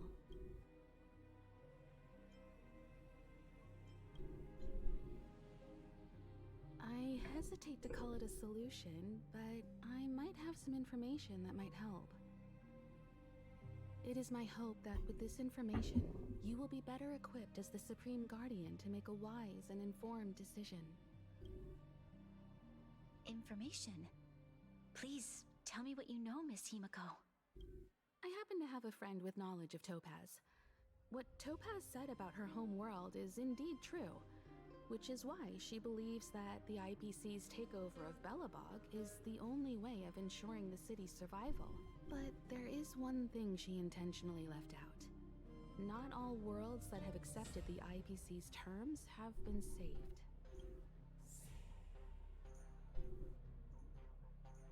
You mean... Performing ecological reconstruction on a planet carries inevitable risks. According to the intel provided by my friend, the success rate for the ecological reconstruction of worlds using the IPC's technology is 63%. Only 63% of planets succeed? That's not exactly comforting. This is the overall average across all IPC projects. The success rate of projects personally handled by Topaz is above 80%. She's undoubtedly one of the most capable people in her field. I wanted to bring these numbers, these probabilities, to light. I think it's only fair that you know all the facts before making a decision. Ultimately, it's up to you, Supreme Guardian, to make the final call. I understand. Thank you, Miss Himiko. This information is of great help. Regardless of how alluring their promises may be, this contract is nothing more than a gamble. As a leader, I cannot let the future of Belobog hinge on a roll of the dice.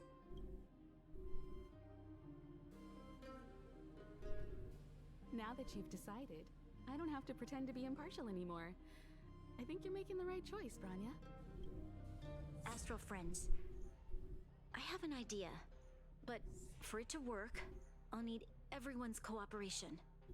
I need some time to rally all the residents in the city, and then I'll meet with Topaz again. Please locate her for me. It doesn't matter where she is or what she's doing. And if the IPC is still trying to take over Belobog's assets, I ask that you do everything in your power to stop them. Don't worry. Leave it to us. We'll find her. It won't be easy dealing with her, but these two will help me get the job done. Belobog's future is not for sale. And we'll never forget the friends who stood by us in our time of need. Not once, but twice. Stay safe, everyone.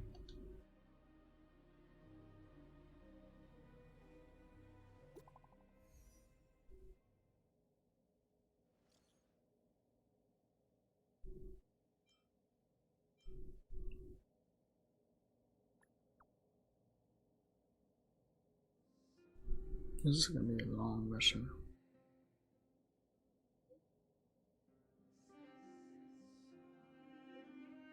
Cause it's got that stuff to deal with.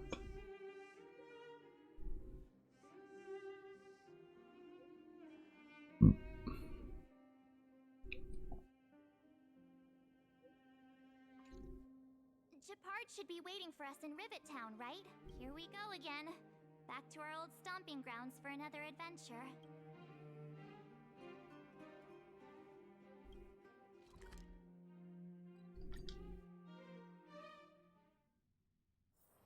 It's getting late. Where to now?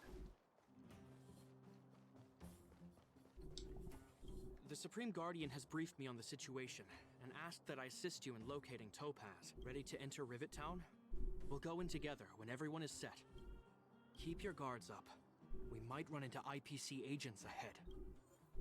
Okay, what are we looking at? So team leader is 67. Should be okay.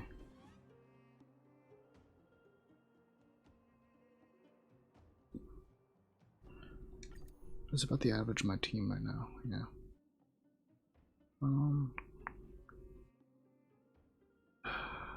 Don't have a lot.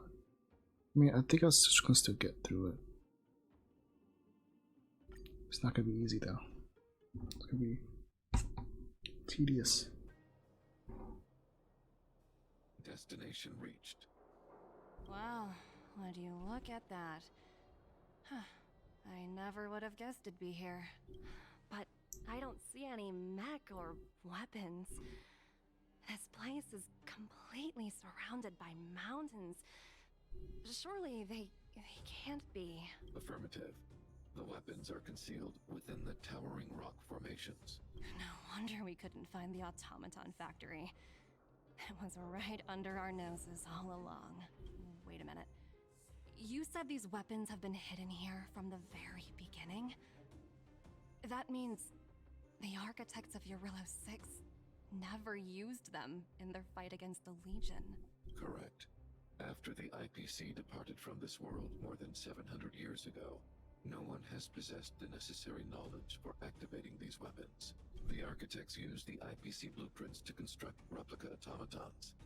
However, the overwhelming majority of the combatants, commanded by Elisa Rand, were human. I see. The stories about this world are truly captivating.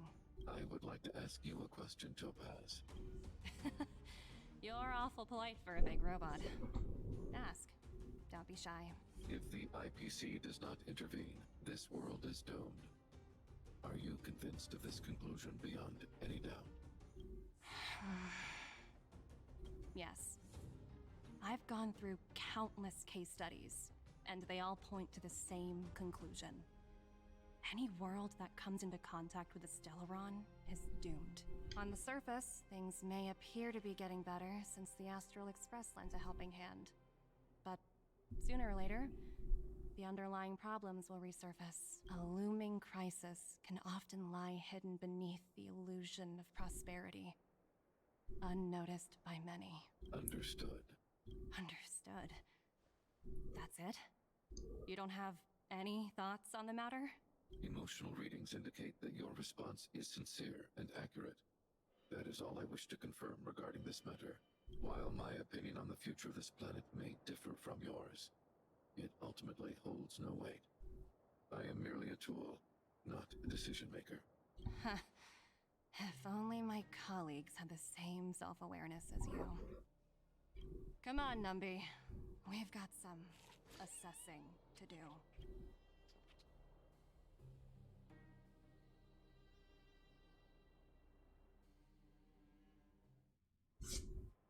Topaz disappeared after leaving Rivet Town. In her absence, her subordinates flooded in and took over. The IPC soldiers are well equipped. It wouldn't be wise to fight them head on. Captain, what do you have in mind? You're right, Miss Himiko. We'll be using the automaton stealth bomb to cover our tracks. Automaton stealth bomb? I'll explain later. Let's get moving.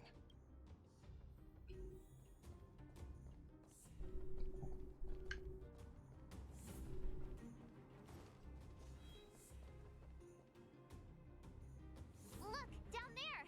It's the IPC! Keep noise to a minimum, everyone. We don't want to alert the enemy to our presence. It's time to deploy the automaton stealth bomb. Are you ready? Use the automaton stealth bomb to wipe out the IPC threats. Remember, try to avoid being noticed. Remaining hidden will increase our chances of success.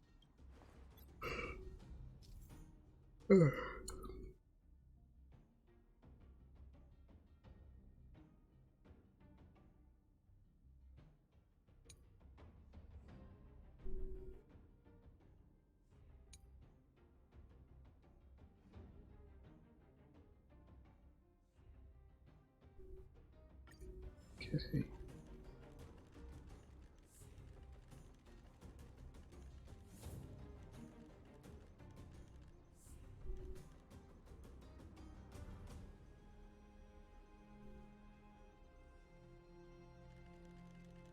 And beep. Hold it. Takes more time than I thought. Oh, wow! We wiped them all out in a single explosion! That's what you call efficiency! It's a shame we had to resort to this method, but we had no choice. You Silvermane guards sure are a righteous bunch. I've seen standard issue robots like these before. It's an IPC field team leader. Correct. The exterior is similar to the Grizzly, but its weapons and armor are more advanced. Hopefully the automaton stealth bomb will still be effective. Let me know when you're ready. Are you ready? Remember, try to...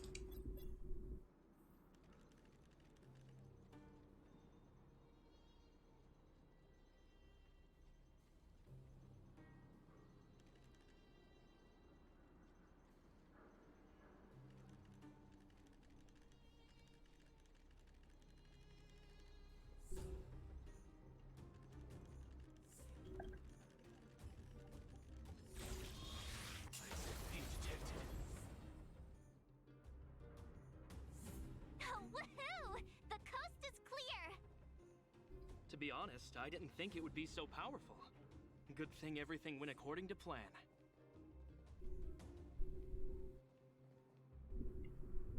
This is the road that Topaz took when she left Rivet Town. Let's find her. And tell... This time, the glove...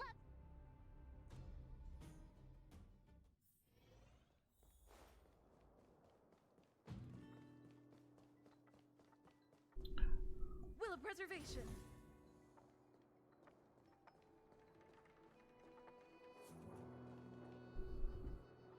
Mr. Svarog?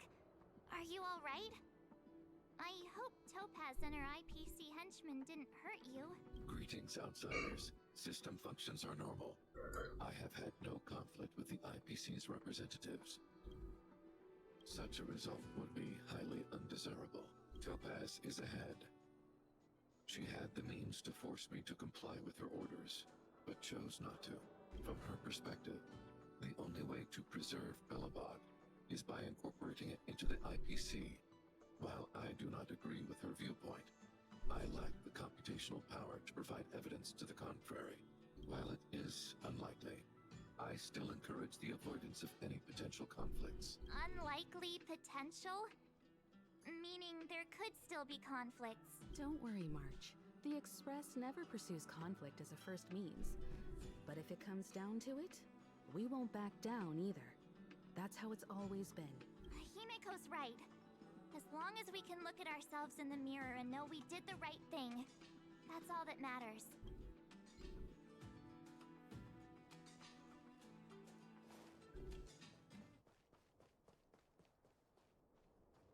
Why would Topaz come here?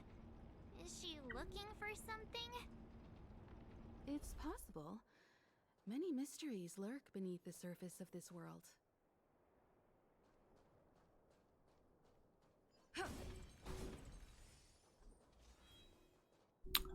Alright, final fight maybe?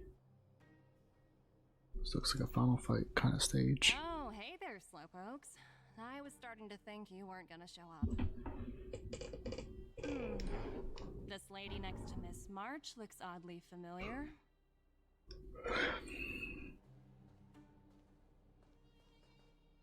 Pleasure to meet you, Miss Topaz. I'm Himiko, the Astral Express's navigator. Oh, wow! I remember now. The illustrious Miss Himiko.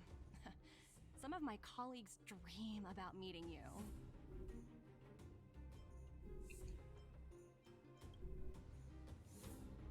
Of course! The Nameless have quite the reputation. You're following in the footsteps of the great Akavili, after all. I'm pleased to see how well everyone's been getting along.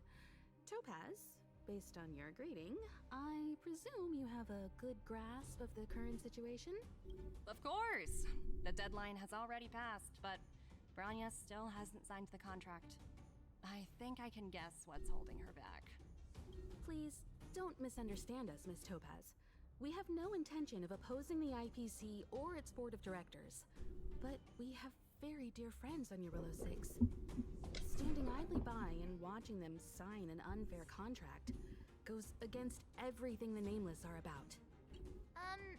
Miss Himeko, sorry for interrupting, but this doesn't sound like a negotiation. We needn't waste our time, March. She made her decision 10 minutes ago. There's no fooling the Astral Express. You're absolutely right. Differing views don't necessarily mean one person is right and the other is wrong. However, to keep things moving forward, there's usually only one solution.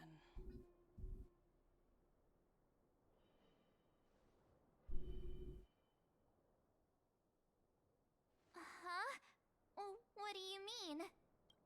My superiors have granted me the approval I need.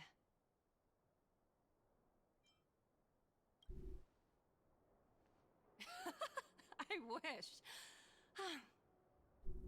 So many eager faces. I won't keep you in the dark any longer. Approval to launch an attack on the members of the Astral Express. The best kept secret to getting something over the line? Always be ready to turn the tables. Go, Numby.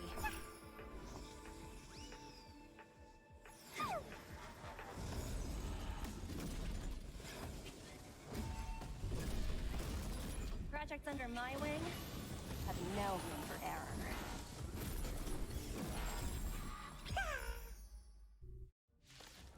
Okay. 3 rounds. That paradise may be unreachable for me. Savor it for me.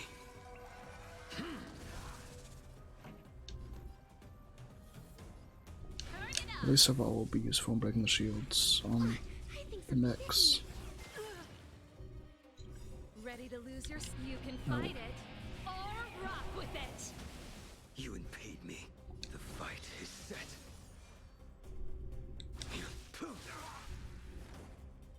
Deep breath. Unnecessary. Lance at the ready.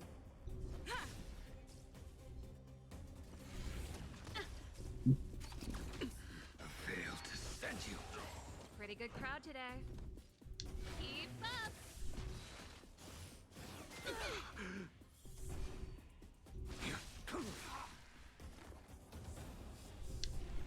Here, try this.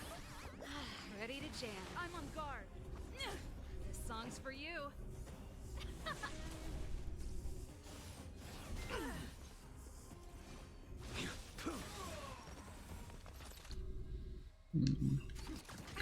That paradise may be unreachable. Savor it for me.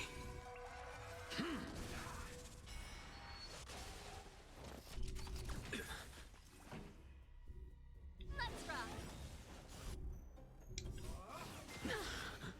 Ready to lose yourself? You can fight it, or rock with it! Well timed. Commencing research. Deep breath. Unnecessary. Fail to send you. Pretty good crowd today.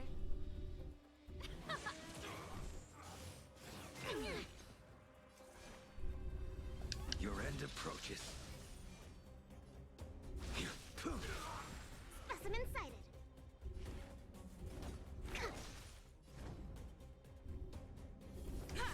This song's for you. Let's rock. Fail to send you.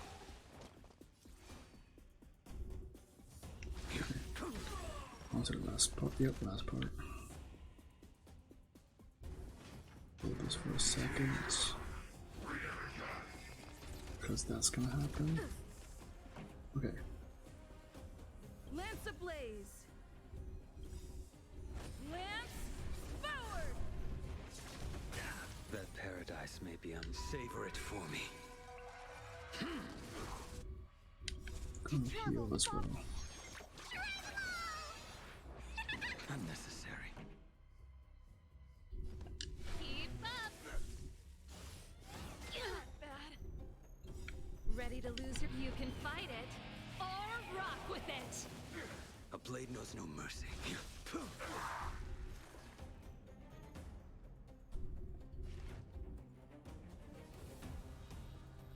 Here, try this. So I have the passive healing going on. Gotta stop the bleeding.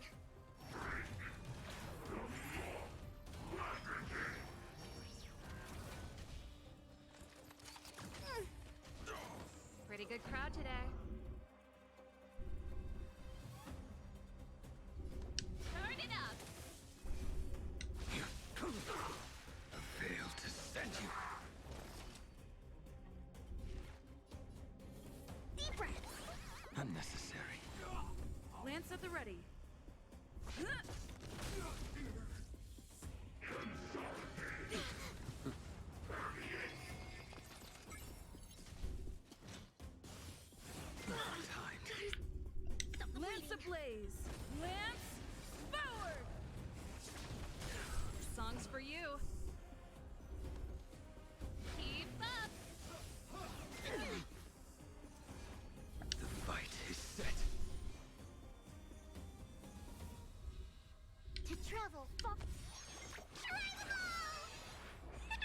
Nice teamwork. Fail to send you. That paradise may be. Savor it for me.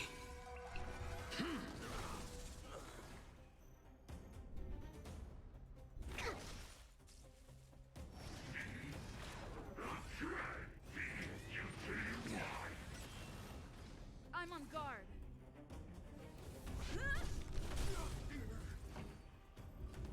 Turn it up. I'm not afraid. A second. I will dispatch you.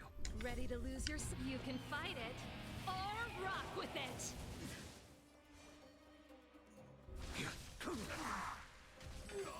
Commencing research.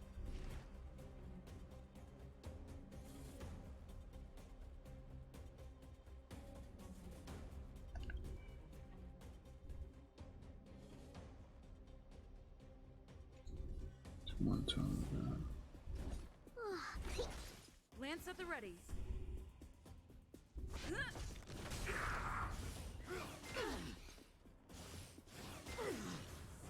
Fail to send you. Time for the main event. Keep up.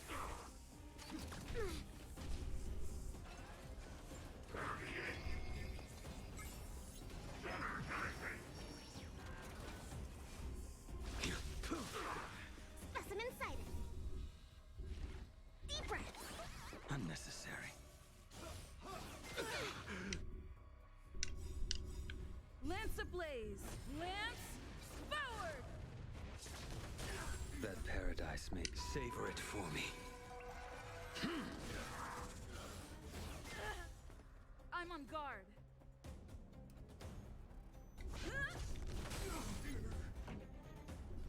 Turn it up.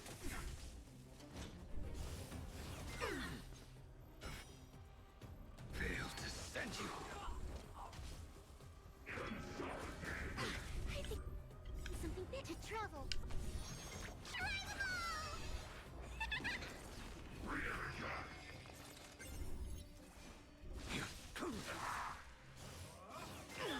Gotta stop the bleeding.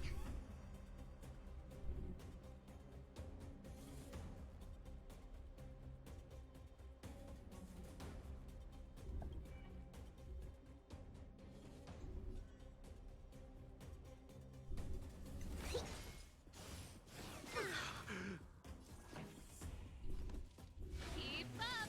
Lance at the ready. Ready to lose yourself. You can fight it, or rock with it!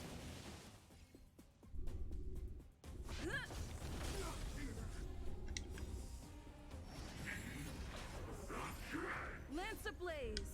Lance forward!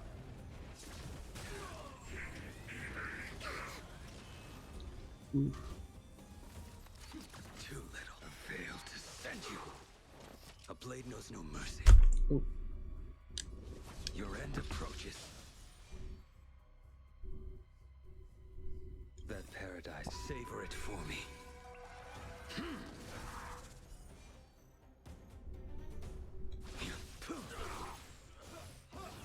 Tight. Here, try this.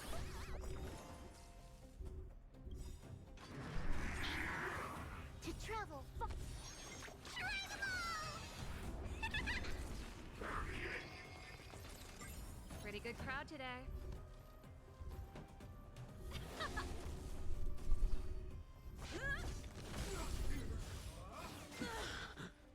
Fail to send you.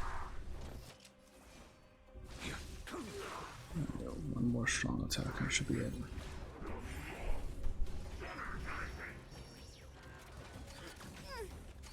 Not a scratch. This song's for you. Turn it up. Commencing research. This is it right here.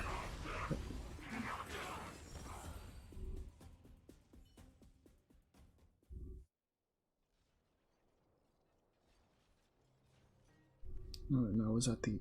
I don't think that was the end. Incredible. We should have to fight her still. No wonder the Astral Express is so highly regarded. Finished warming up? Now it's my turn. Stop. Oh. All of you, put down your weapons. Franya, just in time. Things were about to get out of control. Supreme Guardian. I was starting to wonder whether you'd left the Express crew to fend for themselves. That would hardly be becoming of you. I would never do such a thing. There was an important matter that required my attention. More important than this? Yes. I think you'll understand the significance once you see it. In short, The festival. I need you to help us evaluate our current progress. Help you? That's interesting. I was under the impression you'd already decided to obstruct our operations here. I have read your letter word for word, Miss Topaz. And your childhood experiences truly touched me. Your hometown once experienced a similar catastrophe to Yarillo 6. So I can understand your perspective on the issue and the position you have taken. It's because of this empathy you have that I still hold out a glimmer of hope. Despite all that's happened, I hope we can still find common ground through peaceful means. I have to admit, talking to you is always such a pleasure. I apologize for my behavior just now. It was, inappropriate. I admire your determination, seeing as we've come, this far. I've changed my mind. I'll hold off a little longer and see what you have to show me. It has to be something to do with the festival. Remember, winning over the higher-ups won't be easy. I understand. That's why I've been taking things one step at a time. The first step was changing your mind. Members of the Express, we'll need your help too.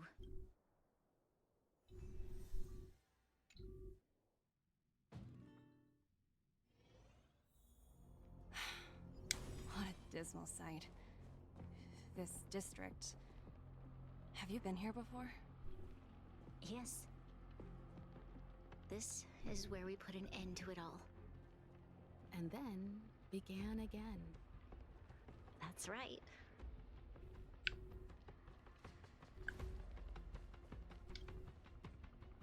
Kyle, sorry for the delay. Are we clear to proceed? The path ahead is clear, Madam Guardian. You and your companions can proceed north without hindrance. Excellent. The mountain road ahead is a little treacherous. Watch your step. Let's go.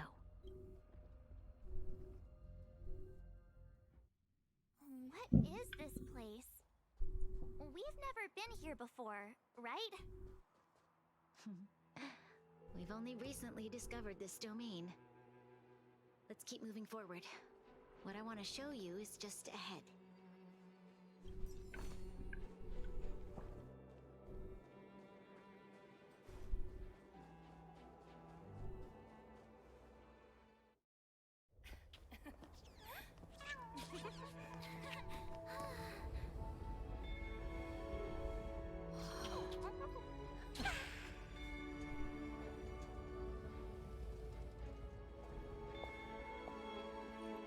Look. The people of Belobog have not given up. I just want to give them a chance.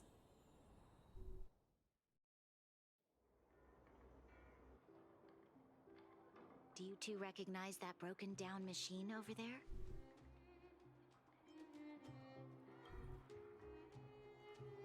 I thought you might. Miss Topaz, I know you've done a lot of research into Belobog. I was wondering if there was any information on the engine of creation in your records? Not at all. Which is why I find it so incredible.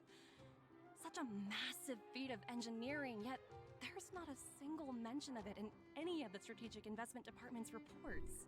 I may know the reason why. The engine of creation was constructed solely by the people of Belobog, without any external assistance. The project was led by the first Supreme Guardian, Alyssa Rand. While warriors fought on the front lines, the engineers worked tirelessly behind the scenes, designing and constructing it. So what you're saying is, The engine of creation was a weapon constructed by the Belabogians themselves? Yes, but not entirely. The engine of creation was commissioned for combat shortly after its completion, and played a significant role in the battles against the Legion. But Alyssa Rand had a long-term vision, one that nobody anticipated. For a long time, this feat of engineering was codenamed the Geological Reconstruction Unit. It was actually given a much grander purpose: to help the Belabogians rebuild their homeland and restore their world to its former glory, after driving away all those who threatened it. Remarkable. A vision that would transcend both time and generations of Belabogians. Madame Rand was truly an inspiring leader. Not to take away from the Supreme Guardian in front of me. She's quite the inspiring leader as well. Thank you. But I didn't really do anything. All I did was bring the people of Belobog together and make them aware that our hard-earned freedom was under immense threat once again. If we want to preserve this freedom, we must act and show those who doubt us that we Belobog have the will and the ability to control our own destiny. The outcome of our mobilization speaks for itself. The children of Belobog have made their decision. They have chosen to preserve this homeland with their own two hands. I must say, I didn't anticipate this at all.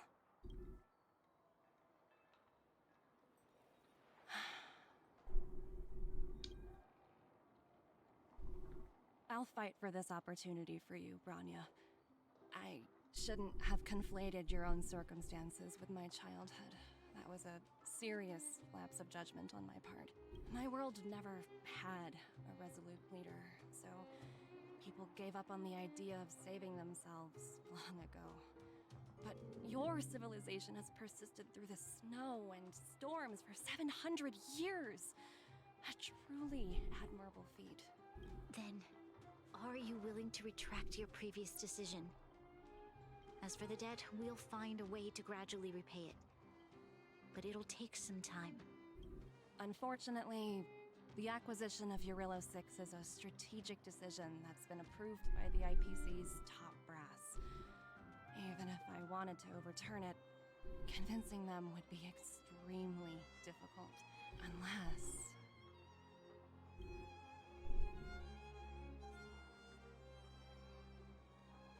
Don't worry, Miss Topaz.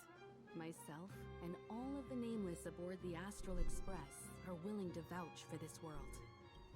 Fantastic. That might just work. As for the, reports and potential accountability, I'll handle it.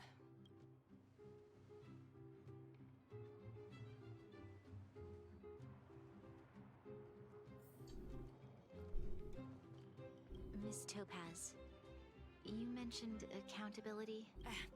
Don't worry, it's nothing I can't handle. There are more important things than titles and ranks. Finding the best solution is what matters most.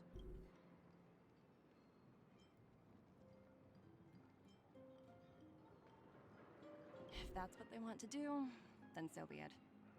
I've long passed the stage of working just for money. Thank you so much for all you've done. I never thought we'd drag the Express into a crisis again. Much less one that might cause a rift between you and the IPC. Rift? I wouldn't go that far. Also, it's me who's mostly to blame. I didn't keep my subordinates in check.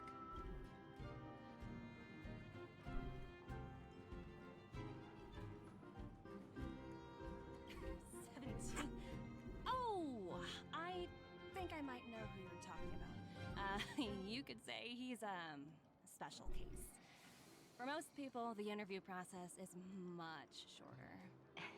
I'm glad we're able to discuss some lighter topics. Well, you all need some rest after everything you've been through.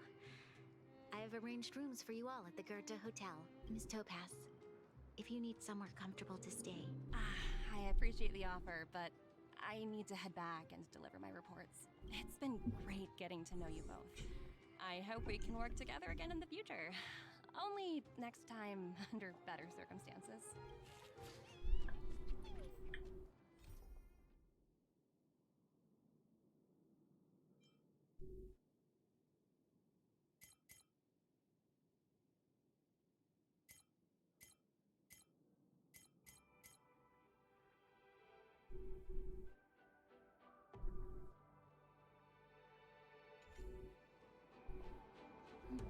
Let me explore here really fast. See if there's any chests I can pick up.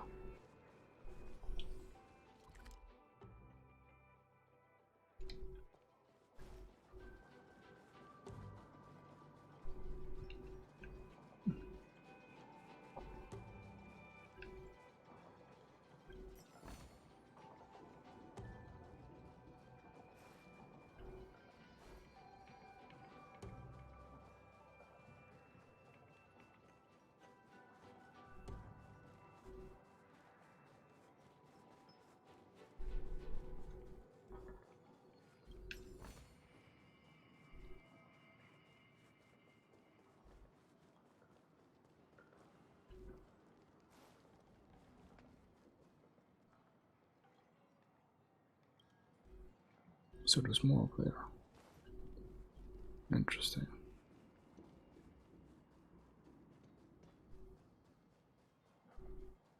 Okay.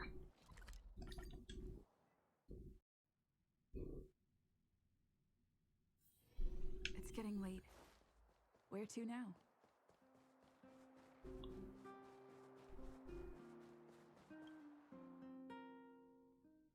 I've been wondering, how did you figure out what was happening here on Belobog, Himeko?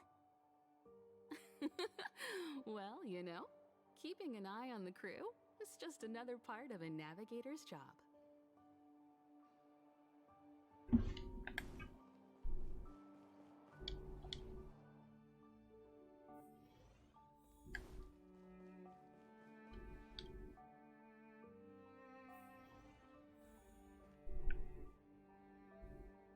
March was looking forward to the Soul Warm Festival for ages.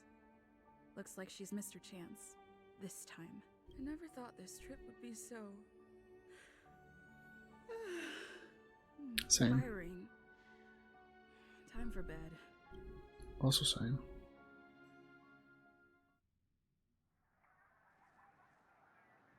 In light of the events that have transpired, Mhm. we will be taking the following disciplinary measures against you. Your rank will be demoted from P45 to P44, with corresponding adjustment to your basic salary. All bonuses for the current cycle will be revoked, including stock options and performance bonuses. You will need to submit an additional report regarding this incident to Diamond. If you have any objections to this penalty, you may also file an appeal in writing. I have no objections. Understood. Is there anything else anyone would like to add? If there are no further remarks, this meeting is concluded.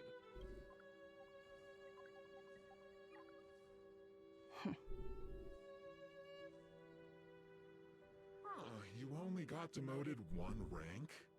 Phew, you dodged a bullet there. Pretty big project to mess up on. Someone must be looking out for you. Oh, they've already left the call. Ugh, this voice changer is driving me crazy. Let me turn it off. Aventurine, why are you still on the line? Aventurine. Hey, what's with the hostility? It's not like I'm your boss. Oh, wait. I guess I am now. My apologies. I'm still getting used to my new place in the hierarchy. Can I help you? If you've got something to say it already. Oh, nothing important. Just checking in on you. I told you Eurillo 6 would be a high-risk, low-reward case. Why do you even bother? In our line of work, having a kind heart can be more of a liability than an asset. If you're not careful, you'll end up leading yourself down a dead-end road. Anything else? If not, I'm hanging up. Wait. Hold on a minute. Don't hang up. I get it. you're not in the mood for this conversation right now. Okay. How about this? Something that might interest you. While you were enjoying your playtime on Eurillo 6, Diamond was busy taking care of the head honcho of the Building Material Logistics Department. That's why he didn't attend today's meeting. A Terravan? That's right. The renowned Terravan. One of the 7 board members. He's throwing his support behind us instead of the Marketing Development Department for once. Oswaldo won't be laughing anymore. So many name drops. Diamond's been a great help to both of us. Your antics on such a crucial day can't exactly have painted the Strategic Investment Department in a good light, you know? Since you get the point, let's get down to business. I'm currently at Pierpoint. There's a major deal that could affect the whole department. I just so happen to need a reliable project manager for the job. What do you say, old friend? Huh. And what prompted the mighty Aventurine to start collaborating with others? Penacony. What else? What? That's right. Now that's the kind of reaction I was hoping for. Hold on a minute. Diamond picked you for this project? I was expecting someone like Opal or Obsidian to handle it. At least someone higher than rank P46. Honestly, who knows? The family has some pretty questionable characters. If you ask me, doing business with them is a lost cause. But as we both know, the IPC does more than just business deals. Guess it's my time to shine. So, how about it? This is a rare opportunity. Consider it. You never know, you might even be able to make up for your blunder on your Eurillo 6. I'll get back to you later.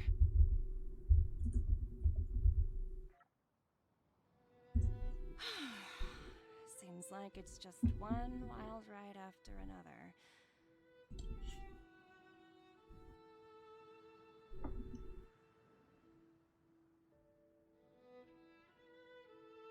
I hope I made the right decision this time.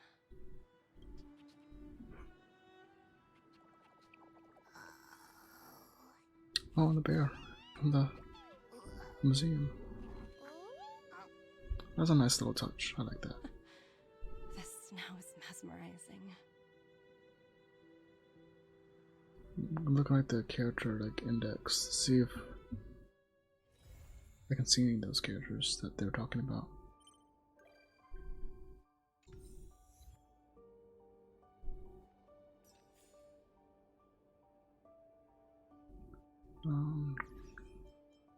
Databank characters.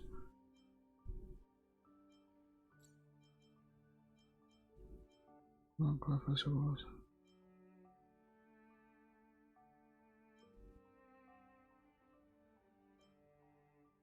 No. Nice, I got the part on scene.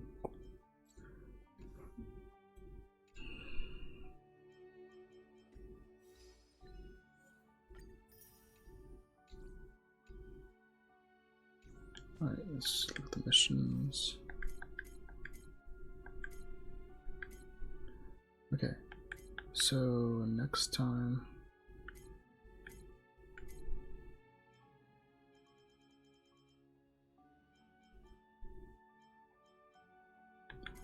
we'll do more of these missions, probably.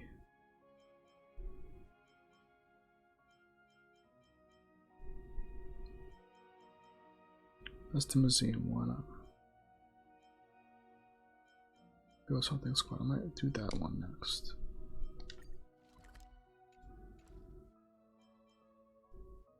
It's the alleyway stuff. These are just miscellaneous, looks like. It's the writing one.